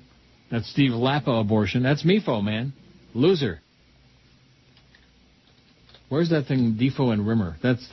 I have no problem with Defoe, but Defoe is somewhat intimidated, and it's like Laws or Peter. Oh, wait a minute. Intimidated by what, Jeff? What do you have that I'm intimidated by? Well, I don't know. You kind of turn red when I come in the studio. Why would I turn red when you come in here? Just because I'm looking at a guy that's trying to worm his way onto this show. I'm not worming my way on. I don't want your What job. are you talking about? You know what? This goes back. Let's clear the air right now, Jeff Rimmer. Yeah, back at the Isle of Dreams former radio station, when you came on the air on Neil Rogers' show and trashed virtually everybody that worked at the station, I got the feeling that you were sending a message to Neil and trying to work your way around going through conventional systems about getting a job on the air, that you were saying that I was sandbagging your chances of getting on the radio. Absolutely. And that's what I kept hearing from people that knew you personally, and instead of saying it to me, you're running around saying, oh, well, this DeForest is the reason I'm not getting a job No, here. that's not true. That's not true. But anyway, I want to move on. Wait, you're just going to move on? Move on. You're saying I'm jealous of what you're doing? No, I'm not saying Well, what is that, Jeff? You come on our show and say that? No, what I am saying, though, is this. I just feel sometimes you kind of get a little uncomfortable. I'm intimidated by you? Who wouldn't be uncomfortable with a guy that's trying to stab you in the back? Oh,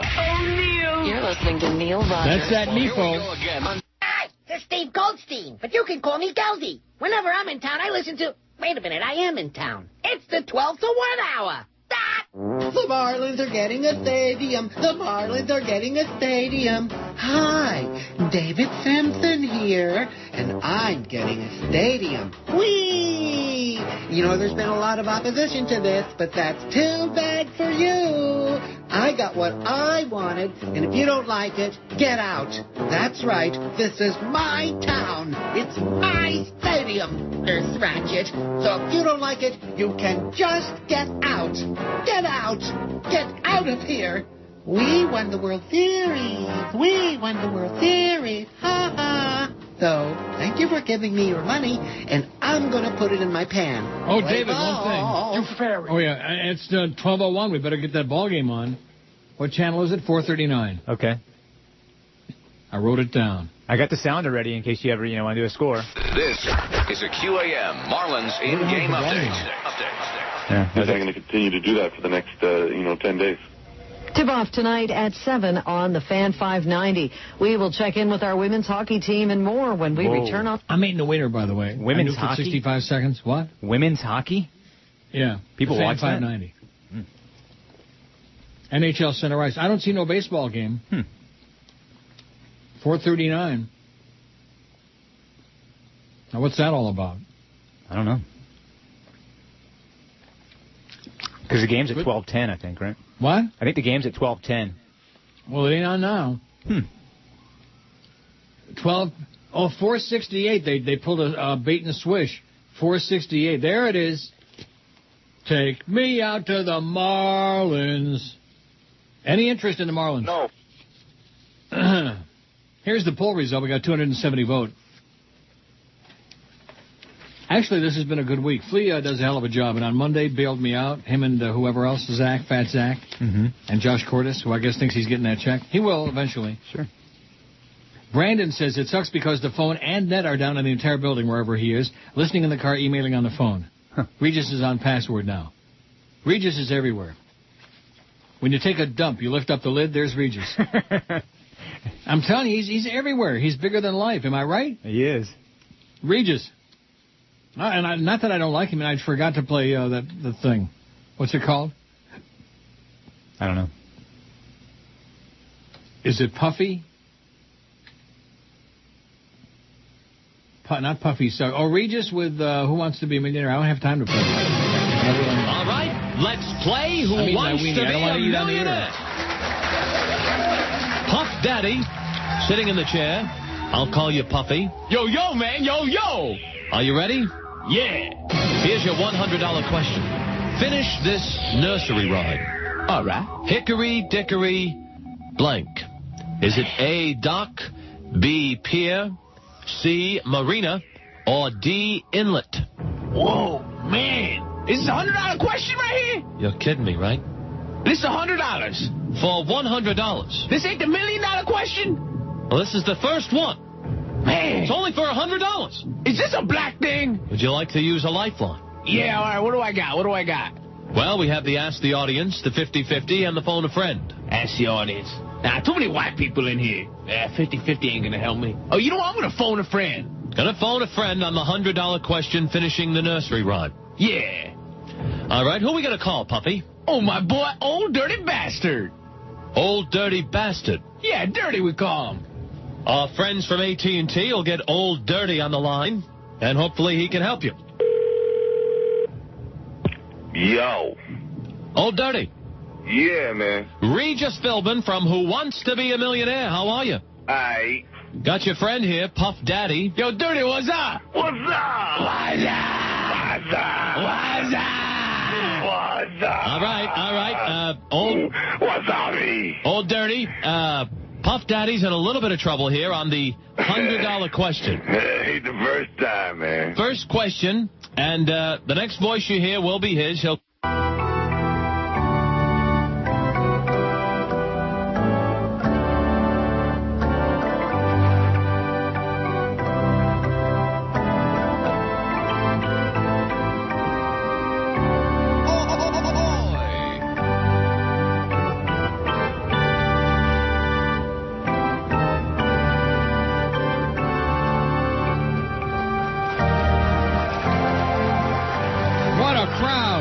All right. Come on the line. He'll ask you the question. He'll give you 4 possible choices. Are you set? Hey, man. Next voice you hear will be his, and 30 seconds begins now. What's up? Yo, Dirty, finish this off for me, all right? Hey, man. Hickory dickory blank. Is it A, Doc, B, Pia, C, Marino, or D, Inlet? Oh. Come on, man. I don't got much time. Man, I know this, man. I know it. I think it's Pia. Pia, you sure? About 30, man. This is a lot of money, man. Yeah, about 30. All right, man. Thank you very much. All right, man. Time's up. Old Dirty said Pia. You still have 2 lifelines left. We are on the $100 question. You know what, Regis? Want to poll the audience? No, I'd like to add a lifeline. Actually, no, there's only 3 lifelines. You've used 1, you have 2 left. No. I get another lifeline. It's a brand new one to the game. And what is that, Puffy? It's called Shoot the Host. Puffy, you can ask the audience. I call it Shoot the Host. Puffy, use the 50-50. What's the answer? Puffy, it's Doc. It's A. It's Doc. My final answer is Doc. It's Doc, and it's a good one. You got $100. Run, you white boy, run! Yeah, that Regis, he's doing it. Oh, here, it's the Marlins telecast, no less, so we aren't going to get, any of the real good shots of the stands. The familiarity you had with Scott Olsen having... Yeah, there you go. Yeah, that's enough. We love the Marlins. Nobody cares. They don't. There's nobody there. You can have your own section if you want to go out to the Marlin game. The Marlins. Nice. Lots of elbow room. $8 beers. Now, don't start getting negatory. Just because we don't want to lose millions of dollars on more of those crappy Marlin broadcasts. And speaking of crappy broadcasts, what's that Waltz, Rich Waltz? Mm-hmm. If he isn't the worst in history, I don't know who is. He's bad. He is really bad. He sounds like a little kid trying to do a ball game. No presence. He's not a broadcaster, which is why he's on there. I mean, what's his name that did the games that was so good? Who did the games with Dave O'Brien, and he got stabbed in the back by Dave, and then Dave ran off the ESPN? Joe Angel. Joe Angel, yeah. Joe Angel was a broadcaster. He had personality. He had style. He had flair. He had his own expressions, his stuff. Frank Fort, well, since they took that big thing off the middle of his forehead, he's got nothing. Marlins baseball. All right. Ultimate Rewards Players Club at the Miccosukee Resort. Oh, we don't want to play the spots now. No. That's good. Oh, no. Huh? No. Why not? Yeah, we can. Miccosukee, we like them. Ray says, damn my haircut and my Alzheimer's. I was in the car earlier, just before 11. You were talking about an article that you were getting ready to read. I still haven't done it.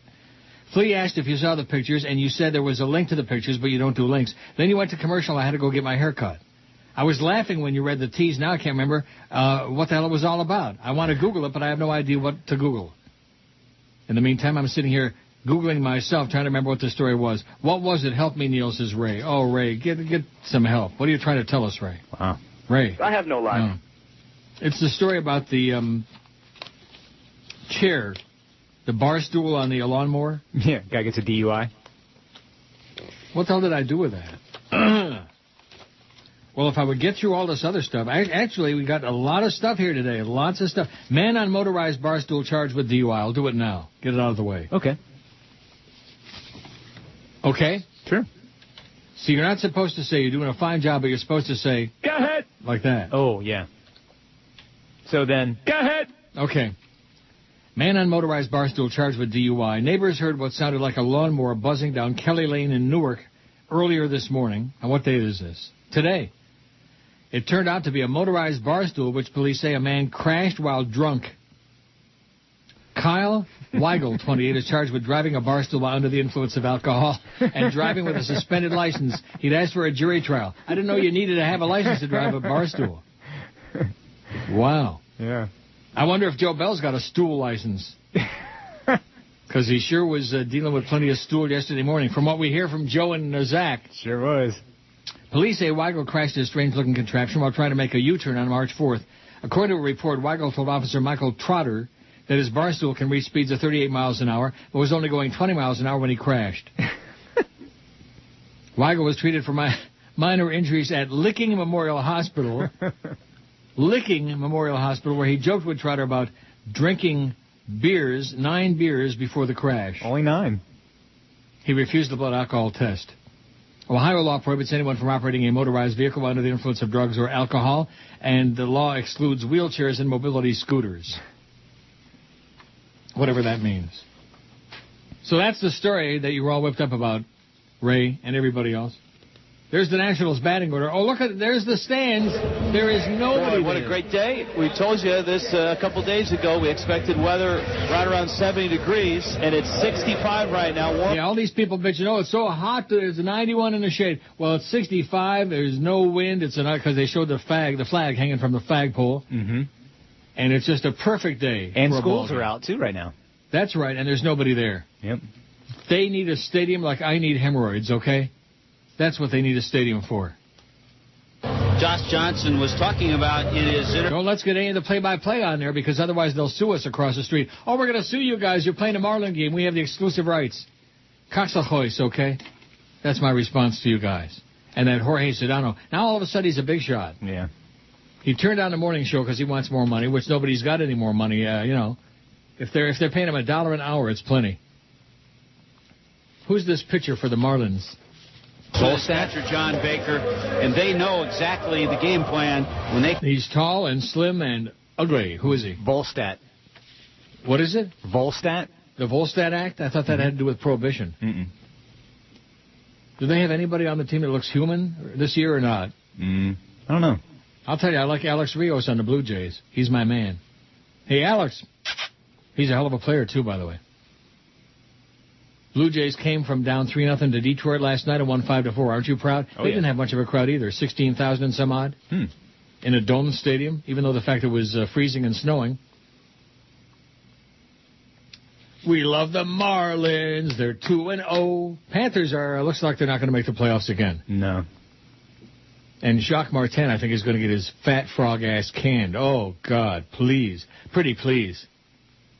And they're going to lose Bowmeister, too. That's right, and they're going to get nothing for him. That's the best part. That's the most brilliant part of the whole deal. Yep. They knew they couldn't afford to re-sign him. He had a sour attitude about the whole deal anyway. His dad says there shouldn't even be a hockey team in South Florida, which he's got an excellent point. Mm-hmm. And they're going to get nothing for him. Nice going, Jacques. And that little league coach of theirs, that Pete DeBoer. First of all, they could already have a couple more points if they'd have played Anderson in goal instead of Okun down the stretch here. Yeah. I think There's a great goaltender. Craig Anderson he's not good, he's great. Vokun's okay, but he's no Craig Anderson. Yeah, and he makes $6 million a year. Who? Vokun. What word did you say? Vokun. You better watch it. Sorry. Oh, don't tell me they got a leadoff hit. Full year. Oh, my God. They got a man on base. Oh, you're doing play-by-play. No, I'm not. This is past tense. It's kind of like Wade Hoyt used to do the Cincinnati Reds games. He'd be talking some story, some crap from 100 years ago. Oh, and Johnny Bench just came up and he hit a ball in the left center field, and he's on second base with a double. And then he would go back to his story. He would do the whole game in the past tense. Wade Hoyt. Only in the Banana Republic, baby. Only in Miami. Absolutely. Elian, we're getting tired of you. Elian, you should be Cuba bound. Rolling cigars don't sound so hard. You should be on your way. It's easy, just go float.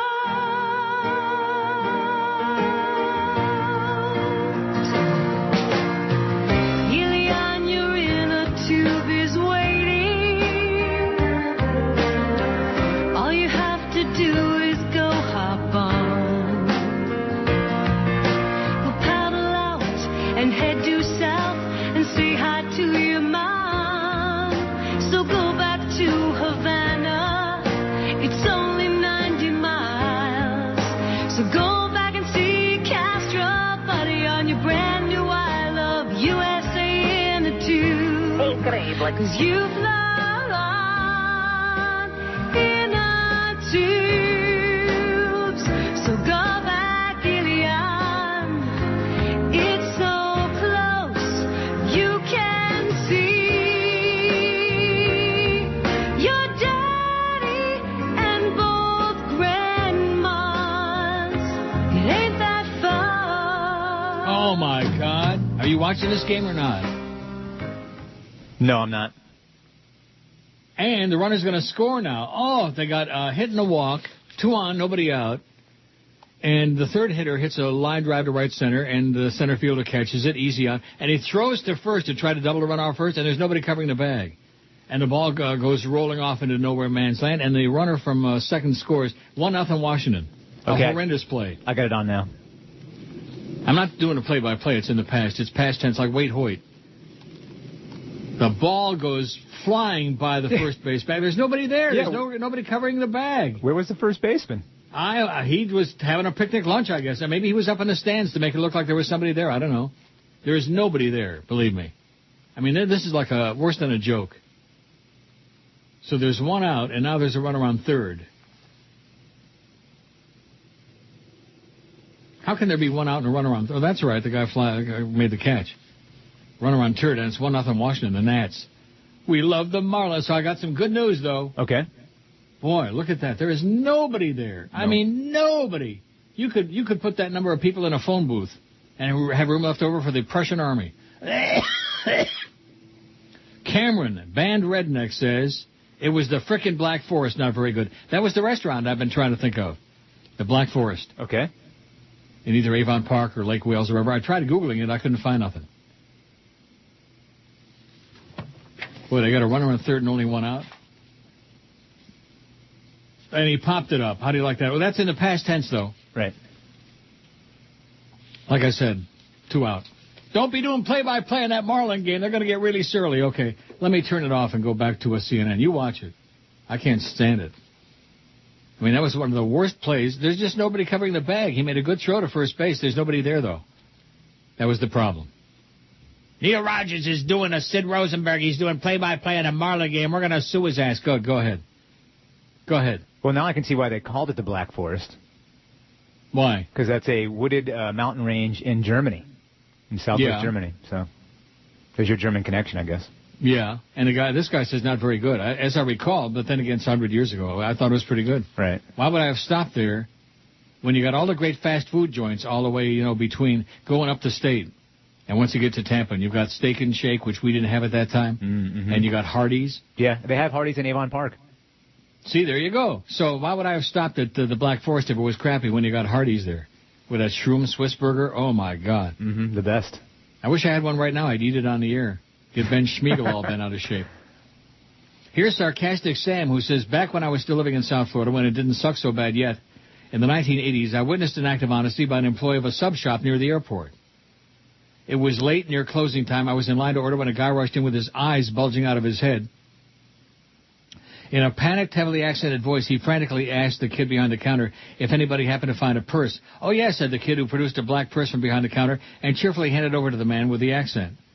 The guy thanked him quickly, then rushed back out the door. 2 minutes later, the same guy re-entered the shop with a huge smile on his face. He thanked the employee again, handed him a 20, and said, "Thanks, man, there was $10,000 in that purse." Everybody in line looked at him, and the guy behind the counter said, "You should give behind him in line said you should give him a bigger reward, man." So he gave the kid $40 more and left. The sad thing about this story is that 20-plus years later, the guy behind the counter is probably still making minimum wage somewhere, while the foreigner probably jumped on a plane with his $9,940 in laundered drug money, never to be seen again. Laundered drug money in Miami? Are you kidding me? Anyone stupid enough to carry $10K in cash, especially in Miami at nighttime, kind of deserves to lose it, especially after shouting in front of a bunch of strangers, "There's $10,000 in this purse. Go Red Sox," says Sam. The Dow's up 51 points. It's not doing too much today, which is probably a good thing. Mm-hmm. It's a good thing. Fang. Here's the poll, right up to the minute. Oh, what's Anderson Pooper doing on it? No, that's some other guy. Breaking news. Oh, this is about those Pirates. 302 votes on the thing. He looks like an aging Anderson Pooper with glasses and gray hair. Oh, yeah. And gay hair. So what do you think about Anderson's Pooper? If I could take back a single moment in my life, it would be when blank. I said something hurtful to someone, 72. I said I do, 46. How about if you said I don't? Having sex with that person, 34. I accepted a job, 22. When I didn't wear a condom, 20. I had that one more drink, 18. Dropped out of school, 16. I have no regrets. Liar, it says, 12. No regrets. 12 liars. I signed a contract 9. I pulled the trigger 7. I ripped somebody off 6. I tried to beat that train 3.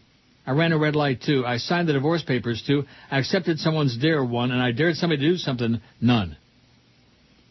You know, like jump off the roof, you know, and they don't regret it. They don't want to take it back. Maybe it was somebody they hated like poison and they did jump off the roof and they're dead. And they're like relishing the fact that it happened as opposed to regretting that, oh, I wish I would have done that, you know. I can think of some people I would very much like to have jump off a very, very tall building. I'm sure. I'm not going to mention any names on the air. Oh, American crew retakes the hijacked ship. Isn't that good? All right. I wonder if Johnny Depp was on that pirate ship, you think? If they're lucky. The emails have stopped. They've come to a screeching halt. Now, I would have thought in like a real place, as opposed to South Florida, I would have thought that the story that I gave about the $1,350 ticket that I dropped without knowing it at Woodbine, that would have inspired dozens of responses. Wouldn't you think? You would think so. And like I said, like in a real living and breathing place, you would have thought. I'm Mark Morgan. Now here's Neil Rogers on 560 QAM.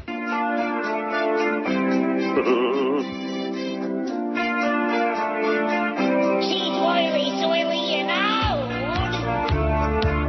Looks like the Quaker Oats guy. Smells from the body roll mold. Barbara Bush has body Feldman eyes. Both of her eyes pop out. It happened when she realized she raised 4 criminal clowns. Barbara Bush has Marty Feldman eyes. And she's nasty, old and crafty, and she raised 4 classic Nazis. She's atrocious and takes umbrage to anyone who says they want no Bush. Walks like she's carrying a bowling ball between her thighs and has Marty Feldman eyes. She doesn't mean to gawk, as if she's always surprised. Teeth wiggle when she talks. Barbara Bush has Marty Feldman eyes. She gave us George Bush and Jeb Bush, not to mention Neil and Robin Bush. Filthy rich and fat, and smells just like the magic sauce on a Big Mac. Barbara Bush resembles Ernest Borgnine on a bad day with Marty Feldman eyes. 12:33 at 560 WQM. Happy Wednesday to you. We got DA for the Big O at 2 o'clock this afternoon. The Big O is, I don't know, somewhere. Taking some days off. Couple hundred? Maybe. And then Mad Dog is in Augusta at the Masters, where everybody's just freezing their ass off. What a shame. Oishmoy Jew, who used to actually have something to say once in a while, but hasn't in a long time. He says, Flea definitely has a future in radio. He throws the ball back, George ducks. How do you like that? Okay. And what was the channel? 468 for that Marlins game? Yeah, I think so. 4. There it is. Oh, it's 2-0. Oh, no. But we made it to the bottom of the first, and the Marlins got a run around base. Oh, no, don't be doing no play-by-play, though. No. In the past tense, the Marlins had a run around base. Anyway, Oishmoy Jew says, George, however, doesn't deserve all the bashing, but he should take a hint and butch up a little and try to be an entertainer. Isn't that what he's paid for? Then again, George can work both sides of the microphone, whatever that means. I don't know. I'm going to blow some Easter eggs out my ass in preparation for Pesach. Duck goy, here comes an omelet, it says. Duck goy. Duck, duck, goose, duck, duck, goy. Yeah, it's Pesach. Happy Pesach. Get out the Pesachiki candies. Get out the, it's called strike 3, baby. That was bad. I think I saw it. I seen it. Yeah, John Baker. Don't be doing no play-by-play now. They'll get very upset. They got the exclusive rights to the Florida Marlins. They really blow. I was doing color. What? I was doing color. There's nobody there. Oh. Yeah, no one. Oh, Norma Kent is back again. Oh. It says, I spoke to Joe and his ace sales guy over the phone 3 times. If I thought meeting them would lead to any level of productivity, I would have. I'm an agent and a lawyer, not a salesperson. I can't get them to sell ads for you. They certainly said they were trying, albeit unsuccessfully. My fees were to compensate me for a decent, if not spectacular, contract. The bottom line is that AM radio is collapsing, and it speaks for itself. WFTL lost its lease and is moving. Radio revenues are currently like newspapers, folding everywhere. But I've never had to ask you to pay for the services I render whenever you needed them, and I provided them in good faith, expecting remuneration as previously compensated. The ball is in your court. The ball is in your court. Everything with a sports analogy with Norma. Yeah. Boy, there's nobody at that game. Look at that. And a double play. I mean, double play ending the inning, I think. I think I dreamed it. I got to turn that off, because otherwise, Yeah. We love the Marlins. They're going to lose. Well, they're 2-0, Yeah. And the Panthers, it don't look like it's going to make the playoffs, so everybody will drop them like a hot potato. They only got 2 games left. Now, when's the next game? Tomorrow night? Yeah, I believe so. No, they play. Who is it that plays Philly the last 2 games? It's the Rangers, isn't it? Rangers? Yeah, Rangers play the Flyers tomorrow for sure. It's home and home. Yep, then there you go. And the Leafs play the Sabres here tonight. Any interest in that meaningless game? Somebody says you were dead on when you said if McCain-Palin lost the election, Levi would run as fast as he could from that family. Hey, Levi, run up here, baby. He's a fine, fine young specimen, Levi. The war of words between the families of Alaska Governor Sarah Palin and Levi Johnston doesn't appear to be letting up. In an interview with CBS, Johnston sharply refuted the Palin's claim he was lying about being permitted to live with one-time fiancée Bristol Palin and suggested the Palin family is now essentially treating him as an outcast. Well,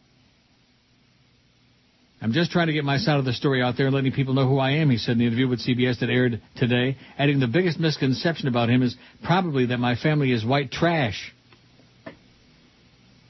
In the interview, his second national TV sit-down in the last week. It's a sit-down. Johnson also said his relationship with Bristol Palin began to deteriorate when Sarah returned to Alaska after the presidential election. I think when she got back is when it went downhill. He said, they don't think of me the same way anymore. Well, every baby's got to have a daddy. Mm-hmm. Johnson also said he was heartbroken when the relationship ended, but added, I got an amazing little boy out of it. Woo! That's what happens when you do those things, honey.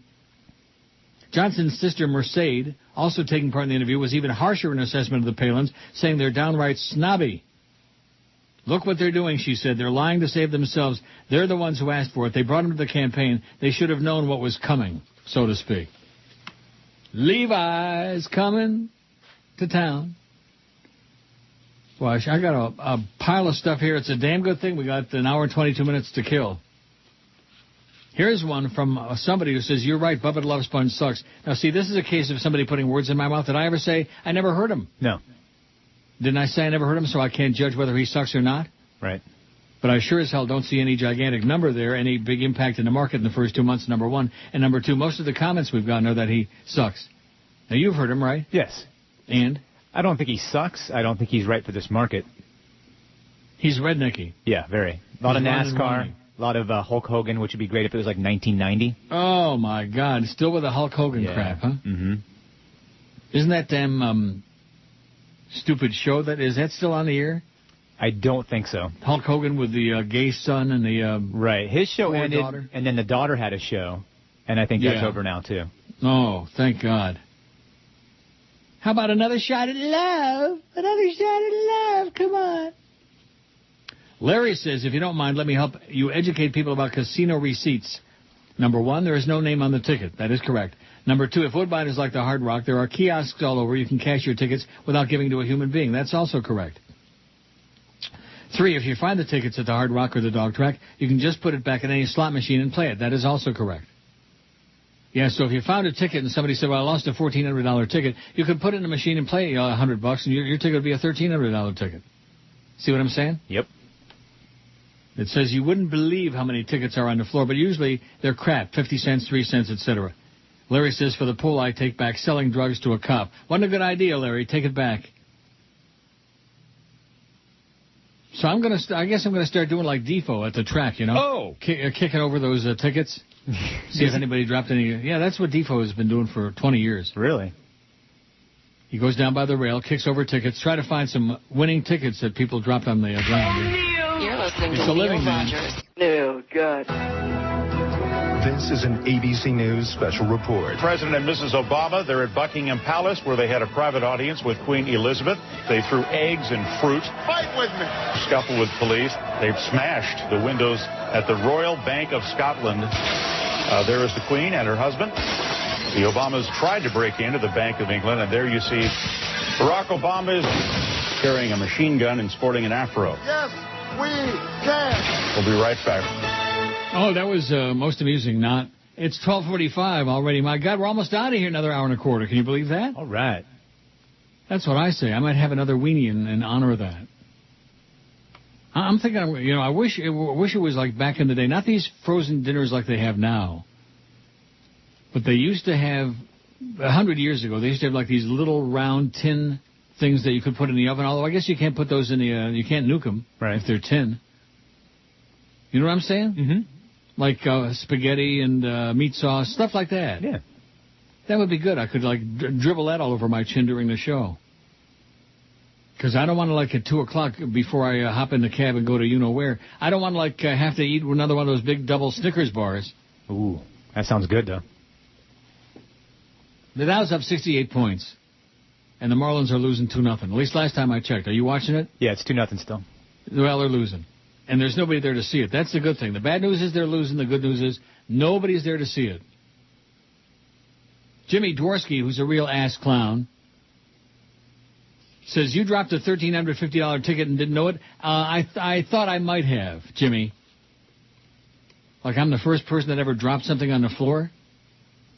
And these tickets, they tend to like stick together. You know what I'm saying? Right. Birds of a feather stick together. Here's the response if you want one, says Jimmy. No, I really wasn't asking for one, but you idiot, you quisling, you simpleton, you fairy. You fairy. He says. Yeah, blow it out your ass, Jimmy. And happy Pesach. Jimmy Dworsky, my ass. Sounds like a real Polak. Bugsy says, one day I was at the Tri-Rail station, found a bank envelope that had 10 $100 bills and a 50 in it. And had a bunch of phone numbers and Spanish people's names written on the outside. Think I called? Ha, ha, ha, ha, it says. Ha, ha, ha. No. No. And rightfully so. It had 10. It had $1,050 in it. Not bad. Done. A good find. Like that day I've talked about so many times back in 1976 on a weekend. My bank card at the flagship bank was the only place I could access any funds, and it wasn't. And back in those days, your bank card only worked at your own bank. It wasn't like now where you can basically use an ATM at any bank. Right, for like $3. And the flagship bank there on Alton Road or wherever the hell it was the ATM was broken, and I couldn't get a dime. I had no cash, none. And I'm walking on Alton Road right by that hotel pharmacy place, just dying for lunch. And sure enough, there was like I forget how much it was. $15, $20 on the ground, on the sidewalk. Now, do you think I thought a second time before I picked that up and went in there and had me a nice lunch? No. Should I have thought about it a second time? No. It just like a 10 and a 5, couple of bills laying on the street there. Am I going to have like an investigation? Oh, anybody get a bullhorn? Anybody drop a couple of bills on the ground? I found your money. It was an act of God. Neil, God. That's right. The good Lord was looking out for my ass to keep it fat and sick and diabetic. In fact, maybe if I wouldn't have had that one meal, I wouldn't be diabetic today. You know what I had? I had a cheeseburger and a hot fudge sundae. Nice. And, of course, a Coke. Maybe a Diet Coke. I don't remember in those days if I was drinking Diet Coke. If they even had it then. What? What year did Diet Coke come out? I don't know. Google it. All right. See, if I told George to Google it, oh, dude. Don't be picking on George now just because he's on vacation this week. Everybody and their brother hops on the gland wagon, picks on poor little George. 1982. 82 was the beginning of Diet Coke? Yep. Are you sure? That's what it says on how's that possible? Wikipedia, 1982. So before 1982, even us fat people were drinking like sugar beverages? You were drinking Tab. Tab? Yeah. Oh, my God. Are you kidding me? That was the worst tasting swill. They still make it. Well, I don't care if they still make it. I still ain't drinking it. I was not drinking Tab. Ooh. You ever had a can of Tab or a bottle? Yeah. Terrible. Awful tasting. It makes Werner's ginger ale taste like fine wine. Ever had Werner's? No. The world's worst. It tastes like cork. See, Tab came out in 1963. Oh. But it's made by Coke. This was 76. It was my first year at KAT, first year in Miami. Then you had a regular Coke. Maybe I had Tab.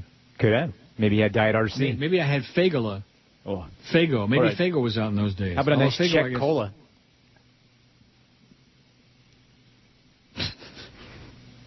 Yeah. Those are the Check worst. This. Sam in Boston says, baseball's alive and well in Boston. Well, good for you. We love Boston. Those of us who've been there and lived there, yeah, great. Oh, yeah, he points out Ted Kennedy threw out the first pitch, and it went about 3 feet. He looked pretty good, though, I thought. Did you see that? Did you see the clip? I did see it. He looked pretty good. He had to throw it twice, though, to make it. Did he? Yeah. I didn't see that. Pedroia, isn't it Pedroza? It says Pedroia and Veritek cranked a couple of homers. Pedroia. Is it Pedroia? Yeah. Who's that? I don't follow baseball. He's the second baseman. I believe he was the American League Rookie of the Year last year. I'll be damned. What's he look like? They cranked a couple of homers and hardly a soul left before the very end of the game. This despite the weather being overcast, windy, and in the 40s. The Red Sox have sold out every home game for many years, but hey, the Marlins are sure to sell out every game once they open the new stadium near Little Havana, right? Not. Go Sox, says Sam in Boston. Well, good luck to you, Sam. Mm-hmm. And the Bruins are choking like dogs. Bruins had that big start this season, and lately, not so great. Although they did beat Rangers the other day, 1-0. Rangers. It's really something to watch the Rangers just clawing and gnashing for their lives. And, of course, the Panthers, they're just not clawing or gnashing. Yeah, they play the Thrashers on Thursday, and then their home game, the last home game, is here against the Capitals on Saturday. Oh, the Capitals? Yep. With Alexander Ovechkin. He's pretty good. He's great. He's not pretty good. He's great. Yeah. Well, the Nashville Predators, I don't know. Now, are they in or are they out? I think they were right on the bubble of the playoffs. I'm not sure. There's a franchise that exists for no reason at all. Yeah. And I think, I could be wrong, but isn't Barry Trotz still the coach? I don't know.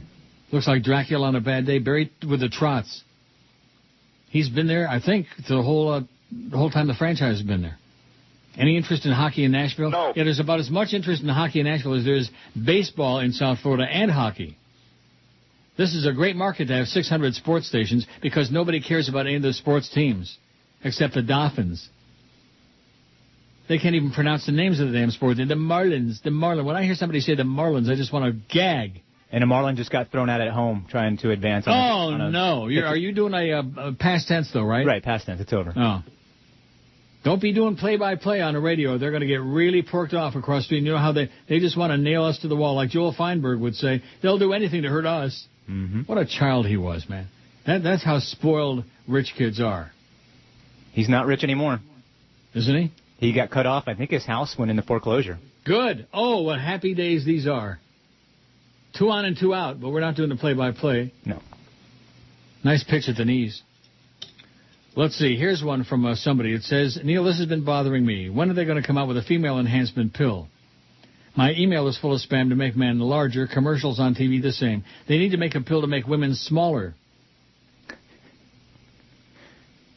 I see. And it goes on a whole thing about stumps and holes and yada, yada, yeah. Oh. It says, we need female enhancement. By the way, love your show, Neil God, from some clown. But not an ass clown? Oh, an ass clown. Oh, okay. Oh, looks like the end of the inning to me. What is it, 2-1 now? I think it's still 2-0. I think you're wrong. Okay. We love the Marlins. They scored a run. I don't know. I just looked real quick, but it looked to me like 2-1. Don't tell anybody what the score is. That's, play-by-play. Although the inning is over, so it's in the past. In Stuttgart, Germany, a court judge must decide on a case of honorable intentions in a situation where a man hired his neighbor to get his wife pregnant. It seems that Demetrius Soupoulos, 29, and his former beauty queen wife, Traute, wanted a child badly, but Demetrius was told by a doctor he was sterile. Kind of like all these sports stations. Sterile. So Soupoulos, after calming his wife's protest, hired his neighbor, Frank Maus, 34, M-A-U-S, Maus, to impregnate her. He wanted to have a mouse impregnate his wife. Not an easy task. No. Since Mouse was already married and the father of 2 children, plus looked very much like Supolis to boot, the plan seemed good. Supolis paid Mouse $2,500 for the job, and for 3 evenings a week for the next 6 months, Mouse tried desperately a total of 72 different times to impregnate Troute. Whatever these names are, whatever they are. When his own wife objected, he explained, I don't like this any more than you. I'm simply doing it for the money. Try to understand. I'm doing it for the money, honey. Right. When Troute failed to get pregnant after 6 months, however, Supula, whatever his name is, was not understanding, insisted that Mouse have a medical exam, which he did. The doctor's announcement that Mouse was also sterile shocked everyone except his wife, who was forced to confess that Mouse was not the real father of their 2 kids. Oh, all right. A lot of screwing going on over there, and not necessarily by people who are married to each other. Now Supolis is suing Mouse for breach of contract in an effort to get his money back, but Mouse refuses to give it up because he said he didn't guarantee conception, only he would give an honest effort. And evidently, if they screwed 72 times, he gave a real honest effort. In Stuttgart, Germany. Have you never been in Stuttgart? I've never been to Germany, no. Where have you been? I've been to England, I've been to France, and I've been to Amsterdam. Amsterdam, huh? Oh, yeah. What a concept. Loved it. Been on the Dam Rack? You been at the Mickey D's where they have the pet rat? No. That went on for about a year. They had this one rat that was under the deep fryer, And every time you'd go in there he was. It was like a member of the family there. Right. You know the Mickey D's on the Dam Rack? Yep. Of course, there's about 100 Mickey D's. That's one thing when you go to Europe for the first time and you see all these fast food joints, Burger King and Mickey D's and Wendy's and Pizza Hut. KFC, too, I noticed. KFC. Oh, yeah, there's a KFC right there in the Dam Rack, too, right next to Mickey D's. Yep. Not too far from that Dam Square. I did like the chocolate-covered waffles. Those were good. Oh. You're going to start raving about the food in Amsterdam? Oh, no, the food is bad, but those were good. That was up 87 points. And Flea loves the food in Amsterdam. Who the hell is this guy Burrell? When I'm up in Boca Chica slapping old women with painted lips around the pool. I listen to the Neil Rogers 1 to 2 hour. Yeah, I mean, I listen to the Neil Rogers Fair and Balanced 1 to 2 hour. Fans, I thank you, I love you, and I look forward to playing baseball and have an amazing season. Secondly, I miss the drug problem in Major League Baseball. So I just injected steroids today. Alex, do you consider what you did cheating? Yeah, I mean, look, one thing I know is for sure, Alex Rodriguez is a lot bigger than baseball. Alex, did you ever experiment with anything else during the course of your career, such as human growth hormone or amphetamines? All of the above. I basically take any substance or anything, and I'm very guilty for both those. I wanted to know a little bit about female ejaculation. Is that a turn-on for most men, or is it? Yeah, big time. That's as good as it gets. Because, I mean, I think it's happened before. I mean, all I knew is that the bed was wet. Look, it's really hard to get myself in that mind frame. I'm trying to get pro-steroid message to kids all over the country. And I hope that kids plan to do. Human growth hormone. I thank you for being here. And you're welcome. It's 102 at 560 WQM. It's our big, gigantic, smelly 1 to 2 hour. Flea is here. George is on vacation. Mm-hmm. Next week, Flea and George, I'll be on vacation. So I told Norma I'd send him a check. I didn't tell him how much. Yeah, $1. No, seriously, I mean, what kind of nervous he got, first of all, to be doing this, like, on the air while I'm on the air, which he knows I'm going to read it on the air, number one. And number two, he's, like, demanding more money than before when he knows my salary is cut in half, in part thanks to his ineptitude. And then he's got the gall to say to me, well, based on the way the economy is right now, your new deal, your extension looking pretty good. Yeah. Yeah, extend this, Norma. I'll send you a check for whatever I feel like. Something. Whatever I can afford. I ain't got the bucks like I used to have. I'll tell you that right now. Right. I got a lot of expense. My unadopted Mexican son, oh, my God, expense. You haven't got any idea what expense is all about. You got kids? No. You have no kids? No. You have no intention of having kids? No. Good. Good thinking. They're a big expense. Booze is a big expense. Yeah, I have that. You have booze? Yeah. Why, are you a big booze hound? I like to drink, yeah, sure. Oh, my God. A drunken Jew? Happy Pesach. Get out the Mogen David and the Manischewitz. Now, what is it for tonight, Mogen David or Manischewitz? You got me. I don't follow any of this stuff. What do you mean you don't follow it? Don't. Sounds to me like if it's booze, you follow it right to the damn counter. Yeah, well, I'll drink it, but... It's Pesach. Get out the Pesach candies and get out the matzah. Oh, matzah, man. Talk about... You know what matzah tastes like? Cardboard. Even with butter and salt on it. Have you ever had matzah? My mom used to make a very good chicken matzo ball soup.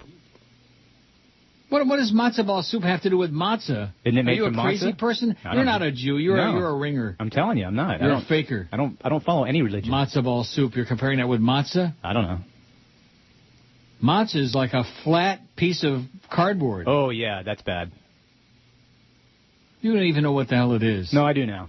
But I thought, don't you make matzo balls out of matzo, though, Yeah, right? but you make it out of matzo meal. They're round. You know, balls are round. Right, yeah, they are. In case you haven't looked lately. Balls.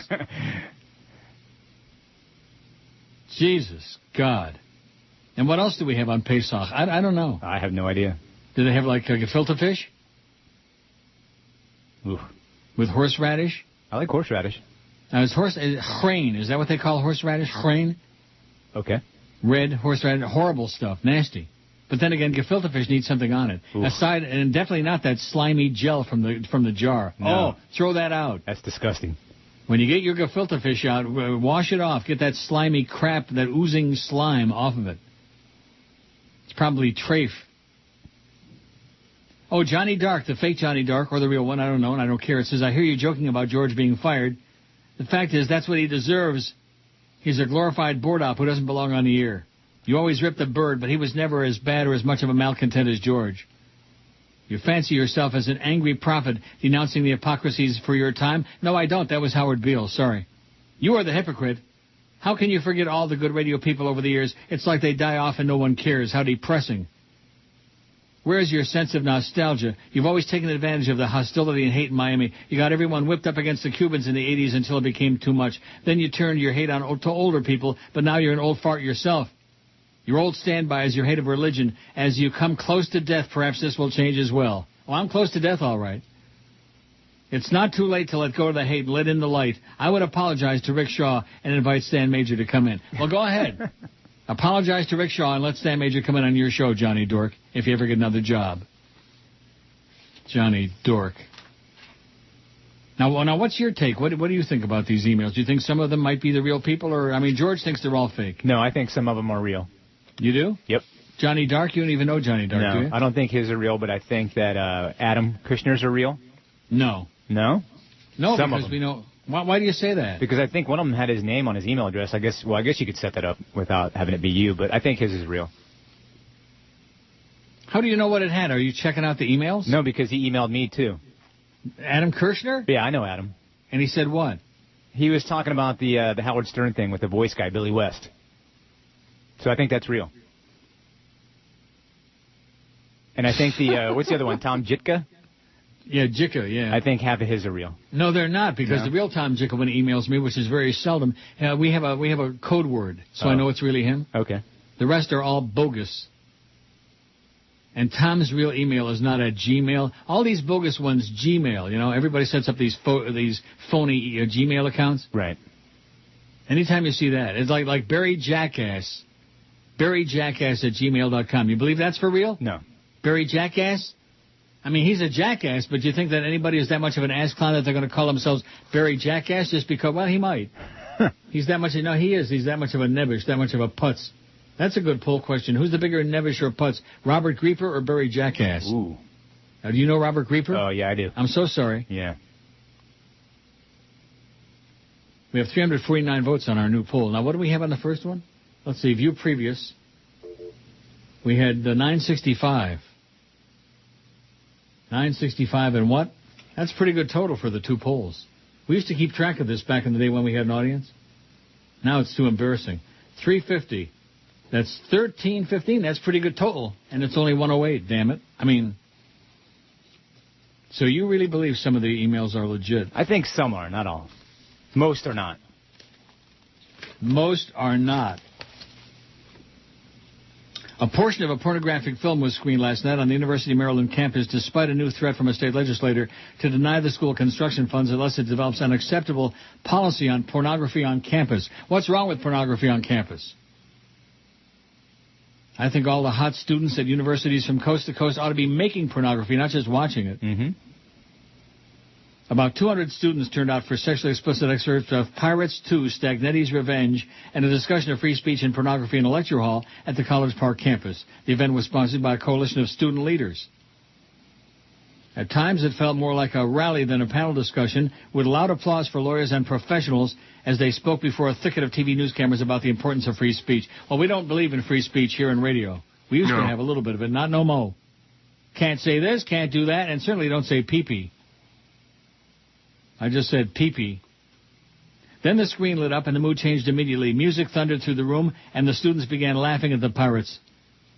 After 15 minutes of churning seas, thunder, and pirates wielding cudgels. What the hell's a cudgel? No idea. A man in the audience called out that he wanted to see some skin.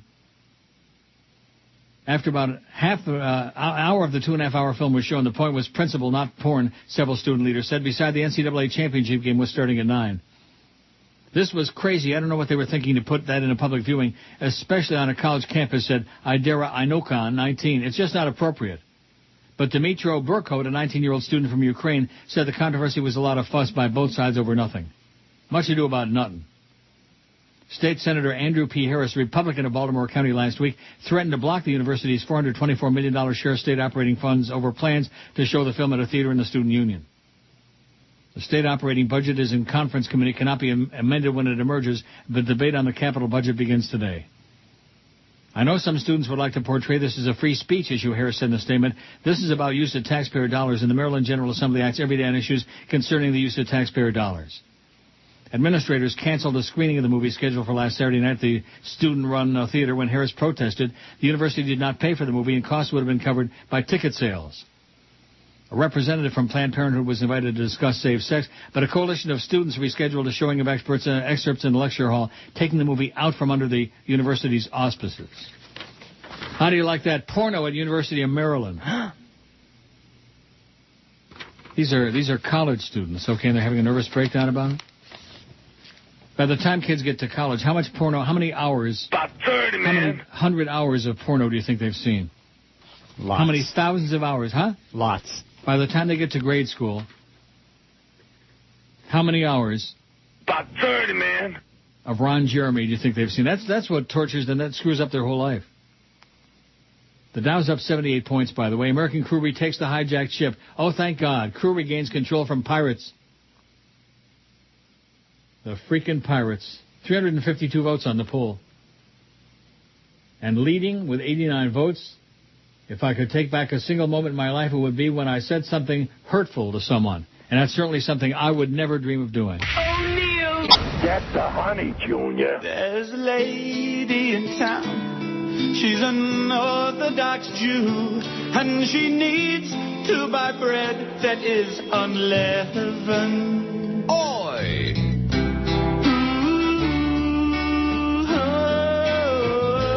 And she's buying bread at 7-Eleven.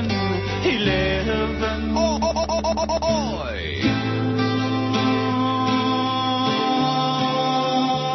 and the bread is wonder. And the bread is wonder. And the bread is really wonder. 117 at 560 WQM. So PR Ralph. See, PR Ralph, he's more Jewish than you are. Okay. And I think it's your Tampa upbringing. That's why you're so goyish. For sure.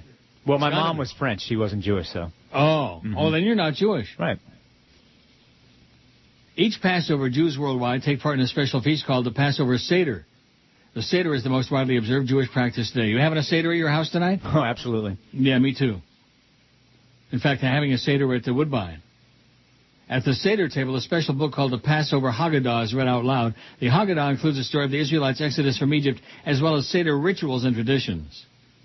When does the Passover Seder take place, it asks? The Seder is held on the first 2 nights of the holiday in the diaspora, but only on the first night of the Passover in Israel. What is eaten at the Passover Seder? Here's the answer to my question. Oh, boy. What? I'm sure it's really good stuff. I'm going to do a Joyce here right in the chair in a minute. I'm going to Seder right here. After reading of the Haggadah, a festive kosher for Passover meal is eaten. The following is a traditional Ashkenazic Seder menu with links to the recipes.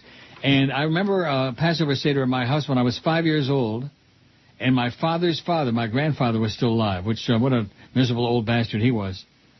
And both of them. And I remember them letting me, I was 5 years old, they had me drink a little wine.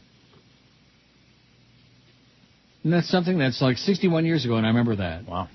A little bit of wine. From like a shot glass, you know. From a Marge shot glass. Haroset. I have no idea what that is. Gefilte fish. See, I told you. Ugh. I know my gefilte fish, mister. Matzo ball soup. Sweet brisket. Oh, a tasket, a tisket. I love some of that brisket. Now, back when Corky's was still in business, every year at this time they would bring in for me and George a platter full of brisket and little potato latkes. Ooh, potato latkes are awesome. Although I don't know if potato latkes, can you eat potato latkes at Passover or at Hanukkah? I don't know. I can. Roasted potatoes, Miriam's red cabbage, colorful cauliflower, roasted asparagus, and then dried fruit compote. Oh, fat. That sounds like caca, like duty. Dried fruit compote. Doesn't that sound bad? Yeah. Now, I don't know if you recall, but weeks ago I was talking about this thing between my little finger and the finger next to it on my right hand. This dried condition, which I thought was either like a fungal infection. And I've tried smearing everything on there, and I thought I was rid of it. And now it's really bad. Like the skin is like rotting or something. I don't know what it's doing in there. Have you seen a dermatologist? No. Oh. Why would I do that? I don't know. Maybe to cure it? Oh, I'm going to have to go see a doc. It's not looking all that good, you know. It's dry, rotting. I smeared all kinds of stuff on there. So what are you having? Gefilte fish, matzo ball soup, and brisket. That sounds like a winner to me. And maybe some potato pancakes, although I'm not sure if you can eat that on Pesach. I don't know. Little latkes. I'll ask my neighbors. Corky's had the best damn little potato latkes. Oh, God, were they good. You'll ask who? My neighbors. Your neighbors are Jewish? My whole building is, basically. I live in Aventura. Oh, in Aventura. Oy vey. Oy. You're the Goyisher cup on the block. All you people, all of Flea's neighbors, don't let him kid you. He's about as Jewish as Hermann Goering. Because they like me now, so. Do they? Yeah, kind of. Oh, here we go. Barry Jackass says, my sources at 790 The Ticket are telling me that the relations with Jorge Sedano are strained. George may be contacting WQAM soon. Soon? Or already has? He already has? Maybe. Well, no, don't give me this maybe. You got the pipeline to the inside. There was a spy report that he was at lunch with Joe Bell, but I don't know if that's true or not. When was this? Maybe last week. And doesn't he have a non-compete? I would assume. And doesn't his contract expire not until August? That's what I hear. So then what are we talking about? I don't know. Caca? Could be. More unsubstantiated crap? The Downs have 67 points, and Jorge Sedano is going to be doing 2 to 4. Not. No. I don't believe it. I mean, what has he accomplished over there? What kind of numbers does he do? Well, that's why we would bring him over. Oh, that's right. They like failure. I forgot. Yeah, you're doing a good job of filling the breach for George there. Thanks. If it fails, they love it and they'll put it on. And how soon can we get it? Although I will say this, though, Jerks didn't do much of a good job. He did one morning there, and that was it. Yeah, one too many. And they said, oh, that was enough for us. Coming at ya! Blah, blah, blah. Oh, my God. He's horrendous. Grotesque. We got DA for Big O today and tomorrow. And probably Friday. And no, we got a Big O back on Friday. Damn it. Radio advertising, hurt dramatically by meltdowns in the banking automotive industries, is struggling to generate revenues that once made it a monster in the world of profit margins, says this article. Sent to me by George in Orlando. But at the moment, the lack of any clear visibility into the economy's future is perhaps the biggest single problem for investors looking to build a media empire. We don't know where the bottom is, said panelist Bishop Sheen, not to be confused with Bishop Sheen, during a discussion on broadcast finance titled Life During and After the Credit Crunch at the 26th Annual SNL Kagan Radio TV Finance Summit in New York. Co-moderated by Kagan Associate Director and Senior Analyst Robin Flynn and Sheen, a Wachovia Securities Director and Senior Analyst and Broadcast Industry Observer, the session made it clear that radio is in an odd holding pattern. We're holding it. Are you holding it? As we speak. I'm holding it. I don't feel nothing, but I'm holding it. Yeah, we're in an odd holding pattern, whatever that means. It means you're using your left hand. It means... I'm dying over here. That's what it means. 368 votes on that poll. We got a shot to get to 400. That would be really, I don't know. Walt says, hey, Neil, I believe it was Flea who just said, my mom is French, not Jewish.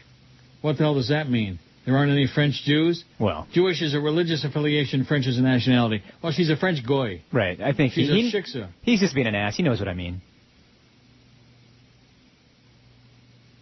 She was Methodist. Oh, my God. Scott in Pinellas Park sends me this thing. They got the picture from the old Tropic magazine of me, because we wouldn't send them one, from Newsmax, those Nazis at Newsmax. Mm-hmm. It's got all the talk show hosts listed here, including yours truly. Well, let me print this out and see what it says. Compares me to Alice Rantel, says Scott. Alice was my protege. I was the one that put Alice on the air. And when I told Dick Casper to put Alice Rantel on the air full time, he was doing weekends back then, he looked at me like, oh, you got to be kidding me. You must be schmitting me, is what Dick said. And no, we put him on, he did okay. And now he also has Norma Kent representing him. I wonder if Norma is increasing his fees for Alice. I wonder if Alice took a 50% pay cut in L.A. Do you think? No. Now, I'm sure your buddy laughs up his sleeve, up his fat ass over that crap, doesn't he? Oh, I don't know. Sure you do. You know a lot, but you won't say it. It says, here's another talk show host who is openly gay, except that unlike L.A.'s conservative Al Rantel, Rogers is a proud and loud liberal with serious antisocial tendencies. Most of the time, he doesn't even come to the radio station, preferring instead to broadcast from Canada, work short weeks, and take long vacations. A Jew who's rough on Israel, right-wingers, the often cranky Rogers keeps away from hard news and focuses on stories, events, and phenomena that interest his large, young male audience. Typical comment. Gay is who I am. That's how I see things on the air. There are a few queens on the air like Alice Rantel, who was dragged out of the closet kicking and screaming. That's an accurate quote. That's right. When he was on the light bulb, WFTL, he had some of his, he thought his friends from some local gay organization in Fort Lauderdale, and they outed him right on the air. Alice. He never came out voluntarily. He was outed. Gay. Hey, Alice. You fairy. Haven't heard from Alice in a while now. You think it's the real Alice Rantel or fake? Fake. Come on. Lee Rogers, Neil Rogers, Mike Rosen, Dave Ross, Jay Severin, Barry Young, Tom Becca. Boy, what a list of people I never heard of. Roger Hedgecock, John and Ken, Kathy and Judy. Who? Ron Owens. Ron Owens is great. KGO in San Francisco. Do you ever hear KGO? You been in Frisco? I have. And you ever hear KGO? No. Now, I don't know what it is like now, but back in the day, a great, not good, a great radio station. I like that city. Once upon a time. This is Joe Ball, the voice of the Toronto Maple Leafs. They don't come any better than Neil Rogers. What's done Mo for sexual enhancement? Hello, this here's Mo Howard, and I want to tell you about a product that sexually enhances you. Now, we can't just say where. That wouldn't be right. But with a wink and a nudge, why, this little pill here will make you thicker and whiter. Oh, yeah? How? These spots here never say why. We can't really say what it is that gets thicker or whiter, but I do notice. These here pills... Ooh, you okay? Yeah. Feels like I got a cold. Huh? You know, Geldy, last night I had the best sex I ever had in my life. Yeah? Why, sure. It reminded me of my college days, when I had 4 chicks in a room, all doing me at the same time. You did? No. Furthermore, 9 out of 10 scientists invented these here pills for body gags. Turns out uptight religious types who get the spilkies when you play fart sounds, they don't care if you push the crap out of these things. And now the pharmaceutical companies, they got a surplus of this garbage. What are you trying to pull? Sorry! Hey! Watch where you point that thing. But I'm whiter and thicker, and it won't go down. Try to fold it and tuck it or something. Don't you think I already tried that? Oh! What do you think I got it in a splint for? Oh! Remember, if you got a limp noodle, swallow a bottle. And if you don't need them, buy them anyway. So the Marlins are losing 2-1. Yep. Oh, you're watching it? Mm-hmm. Don't give any play-by-play, any blow-by-blow. The Dow is up 78 points. Whew. A lot of pressure today. You know, I feel like tremendous pressure. I don't know why. It's almost over. It is almost over. The pain is almost over. We got less than a half an hour to go. You got 8 minutes of spots in there, so that cuts it down to 20, and then a couple of bits. That cuts it down to about 18. We got it down to a science talk about mailing it in. I think maybe I'm going to get a meat cleaver this afternoon and just chop off my pinky, and then that'll be gone. Wow. Because it's just confined to right there and in between that finger and the other one. But it's mostly on the inside of the pinky. Don't stinky, though, on my pinky. I wonder if Joe Bell's pinky stinky after his chore yesterday morning. Did you have a conversation with him about that? No, not really. He was already gone. And what about today? He didn't come by and pat you on the head? I have not seen him today, no. No. Maybe he's getting his body douched after that stinky job he had to do yesterday. I never heard of such a thing, especially in a so-called major market. The general manager, the toilet overflows, the GM has to go clean up the feces of the species. Oh, my God. Yeah. The Dow's up 80 points. Don't you find that revolting? Yeah, it's very odd. Rudy says, I'm here at home listening to you on the air and visiting your... And by the way, nobody other than Fursky said there was any special signal problems worse than usual today. Mm-hmm. So maybe she's just, her radio is dying, or maybe they don't care. They're used to it. Visiting your webpage, please add all of the above for me. I agree with you on not accepting calls, or else you'd be talking to me to say the same. Anyway, how are we going to pay for it? I'm still your friend on MySpace. Love you, man. Can you play Roasted You? I don't have any friends in MySpace. They're all gone. I mean, they're there, but they just vanished. P.S. Can you play Roasted You in this holiest of holidays? Should I play Roasted You? Sure. And then, compared to that with the MySpace, I've got all these people from Facebook. Oh, please check out my pictures and join me on Facebook. No. Why did they do that? I don't know. Why? They know I'm not going to get on there. I have no interest in it. And what am I going to join them in doing? What? I got to see their picture? Of course, you're on there too, right? Facebook, Twitter, Mm-hmm. MySpace. I haven't Twittered much, but Facebook. Oh, quit with your Twittering. Enough of the Twittering.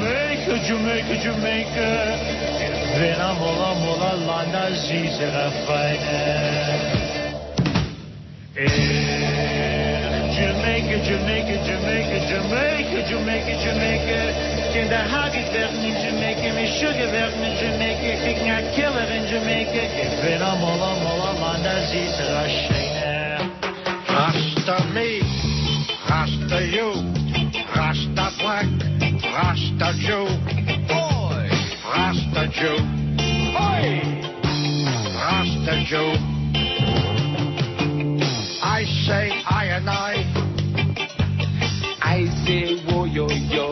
Oi, how come you don't wear dreadlocks? I'm not that orthodox.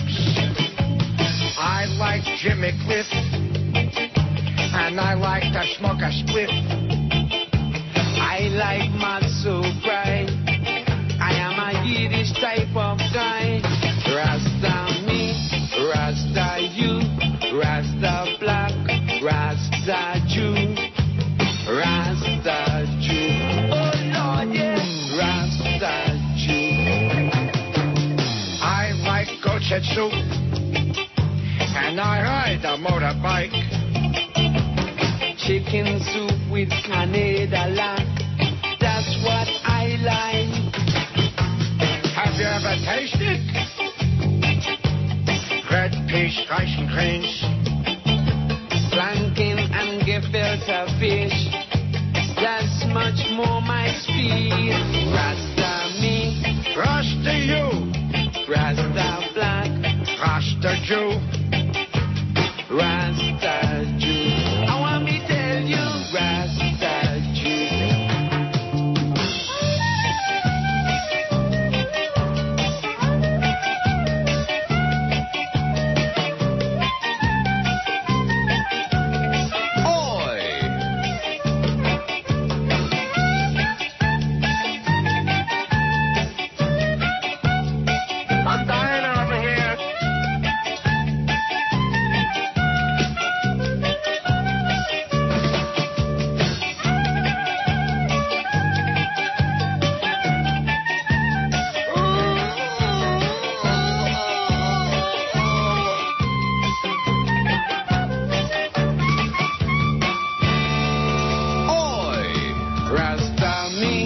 Rasta you, Rasta black, Rasta Jew, Rasta Jew.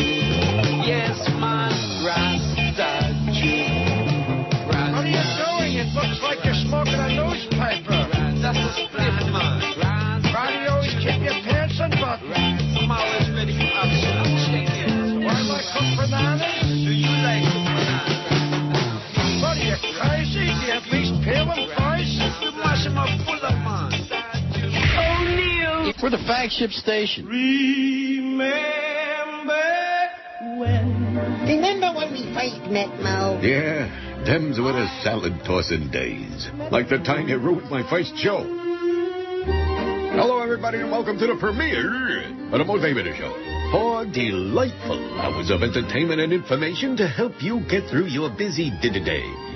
Actually, no, I'm just going to talk about sports here. All right, here's the scores. 7-2, 7-3. How about the Dolphins? Blah, blah, blah. Hey, what are you doing walking through here in the middle of my show? I was looking for the NFL concubine. What are you thinking walking through my show? Noise like this in the background. What the is it with you? That kind of language is going to get you raped. Do you know who I am? I'm Mo David. And that's distracting, see? Having someone walk through the middle of my show? Give me a answer. I don't understand. What don't you understand? I just don't know why we need another sports show. I mean, what else can you say? There's only so much to talk about, you know? Oh, and by the way, something. I ate that last piece of pizza pie in the back room there. Oh, good for you. Thanks. It was tasty, too. Yeah. Was my name on the box? Yeah, it said right there. Mo's Pizza. Get out of my studio, bub. All right, let's get this show back on track. Can I just take a second here? I'll give you a second. I'll give you 2 seconds. And you better use them to get the hell out of here. I don't understand why they... Well, you don't understand what it's like working with professional broadcasters. Is that it? Well, you call yourself a broadcaster, but you're not really a broad. Ever wonder about that? Right.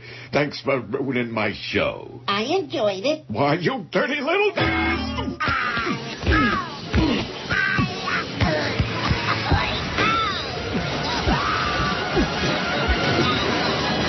And I still don't like you. Oh, yeah? Then why you spooning me?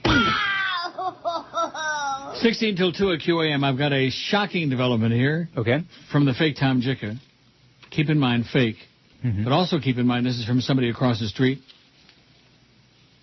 Steve White and Howard Davis at the ticket are pissed off at Jorge Sedano because he's negotiating with WQM against them and may release him from his contract. Waiting for confirmation from Joe Bell, WQA's interest in Jorge Sedano doing 2 to 4 shift on QM. Rumors are the Big O is going back to nights. Well, what does that mean, going back to nights? When did he ever do nights? I don't know. He did 5 to 7 a.m., which was good because everybody was sleeping. Mm-hmm. Wow. So Jorge Sedano, 2 to 4. What do you think? Okay. And you said before that Joe Bell had lunch with him last week. You said? That's what I heard. You really did hear that? I did. From Joe Bell? No. From? My sources. I can't give up my radio sources. Source? Yeah.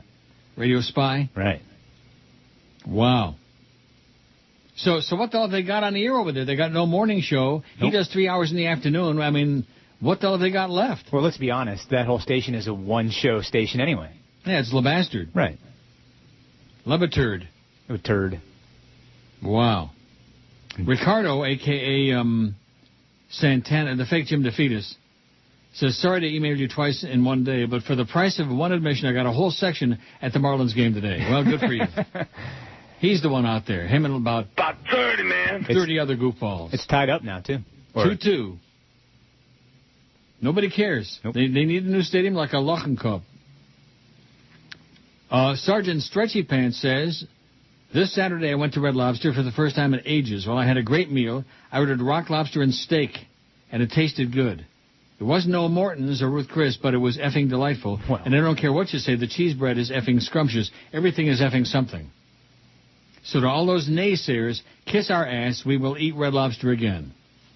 Also, Flea did a great for jumping in yesterday, but he's still a gnat on George's balls. Wow. How do you feel about being a gnat on George's balls anyway? It's a little moist. Oh, no. And Schmelly. Yeah. 390 votes on the poll. We can make 400. This is our second poll of the day. And we did damn near 1,000 on the one to carry over from yesterday. That's pretty damn good. That's because Flea is here, the gnat on George's balls. Next time you look in the mirror, think to yourself, I am just a gnat on George Rodriguez's scrotum. Wow. I'm going to delete that. I think the Marlins are going to score 2 more runs here shortly. Why do you say that? Or maybe 3. Oh, no. Let me turn back to channel 468. Oh, Florida 5, Washington 2. With a run on second and 2 out in the bottom of the 5th. We love the Marlins. Nobody goes.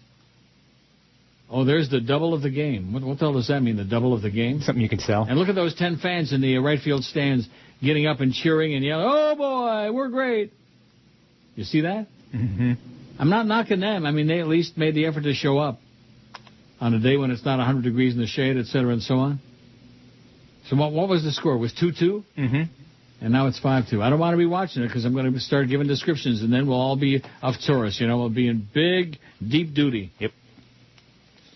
Now, my good close friend Jane in Deerfield, subject, Air America WINZ. This business where people are obsessed with Rachel Maddow, if you like her, fine. I don't like her. I don't like anything about her. I think she's lame. Anyway, Jane says, I used to listen to NPR besides you exclusively until our broadcast started sounding like propaganda for the Bush administration. When WINZ started carrying Air America, I was an avid listener, especially enjoying a program called Morning Sedition, a pun on Morning Edition on NPR. It was hilarious and jabbed neocons, religion, all the crazy stuff that is America. They were out of New York City and featured Mark Marone, I can't read it, and Mark Riley with Rachel Maddow doing the hourly news. It was a real radio show. Then Air America pulled a plug on it with no explanation, but they kept crap like Jerry Springer and Al Franken, and then brought on Randy and Tom Hartman. You are right that Air America has a crappy business model, but at least it's not the right-wing blather that counts as talk radio. As you know, I hate sports, so I won't be listening to WINZ anymore, and neither will anybody else. Neither will anybody else. Nicole Sandler was pretty good. See, that's where you and she part company. Yeah, no, she's bad. She did cover a lot of local politics, and that's what I think got her in trouble. She criticized Debbie Wasserman Schultz for not supporting Democrats against Ileana Rosanna Dana and the Diaz brothers. Schultz said it would interfere with her relationship with those representatives if she got involved in the campaigns. Right after that, Sandler was fired. Well, that must have been the reason, you think? Could have been. Or maybe it's because she stunk. I don't know. I don't know who it is, and I never heard her. The best show ever is on IOD, though, on the weekends. It's the Jesus Show. Oh, yeah, I've heard of it. Oh, God. Now, Jane goes on to say this. I know you disagree, but I think Rachel Maddow is a great journalist, far better than Olbermann. No. Oh, no my way. God, Jane, what have they done to you? Just because she doesn't look like Sarah Palin, there's no reason to dismiss her. Who would like her if she did look like Sarah Palin? She looks like crap on 2 legs. I hope this doesn't piss you off too much, but oh well, who cares? Love you, Jane in Deerfield. Well, love you too, Jane, but you're full of crap. Yeah, how can you say she's better than Olbermann? She just bites Olbermann's style. All she is just a Olbermann wannabe. That's all she is. Yep. And, uses a lot of his guests and a lot of the same. Why watch her? If you've watched Olbermann, which I don't that much anymore now that the election is long over, why would you have any reason to watch her? Because it's basically like ditto, like that, Mm-hmm. 6 degrees and sunny. A little bit of sun. Not beautiful, but, it's not so bad. 43 is 6. Tomorrow, 9, 48. Wow. Friday, 8, and Saturday, 6. At least no minuses in front of the numbers on there. Do you have any idea how depressing that gets? It's enough to make me cut off my little finger, my pinky. No, I thought I had this thing licked. I thought it was gone, and then it comes back, And this time it's worse. It looks like the skin is irritated. Red Ruffensore, remember him? Oh, yeah. Is he still there, Petey Lenny? He's still here, yeah. He's working for Power now, though. Yeah, I know. Well, that's his Neil's deal tomorrow. That's his account. Taverna Arrows. Rabbi's visit to Fort Lauderdale home called Blessing and a Curse.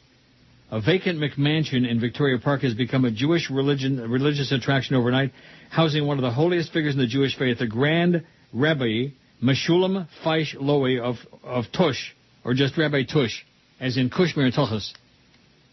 While devotees drove miles to spend a few moments with the elderly diminutive spiritual nut job and to receive his blessing, some of the neighbors ran to the internet to look up the Tosh sect. They begged City Hall for help, complaining about late-night stomping and moaning, loud music, crowds, and cars. Late-night stomping and moaning. There's no doubt in our minds that the rabbi is a very spiritual man, Resident Larry Esker wrote to his commissioner, but does he have to be spiritual so noisily?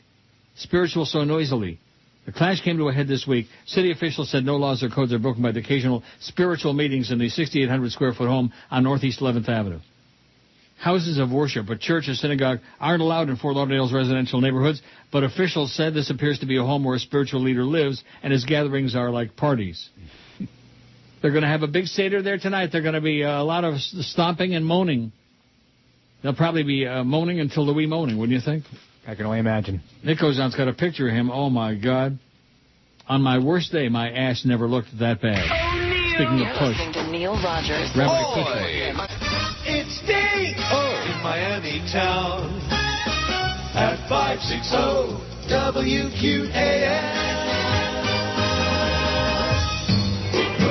Now, 560 WQAM presents the QAM Road Crew. To reach Depot and the rest of the crew, visiting hours are 12 to 3 p.m. on Sunday. For conjugal visits, 4 to 6 p.m. on leap year. Now, here's Depot and the QAM Road Crew.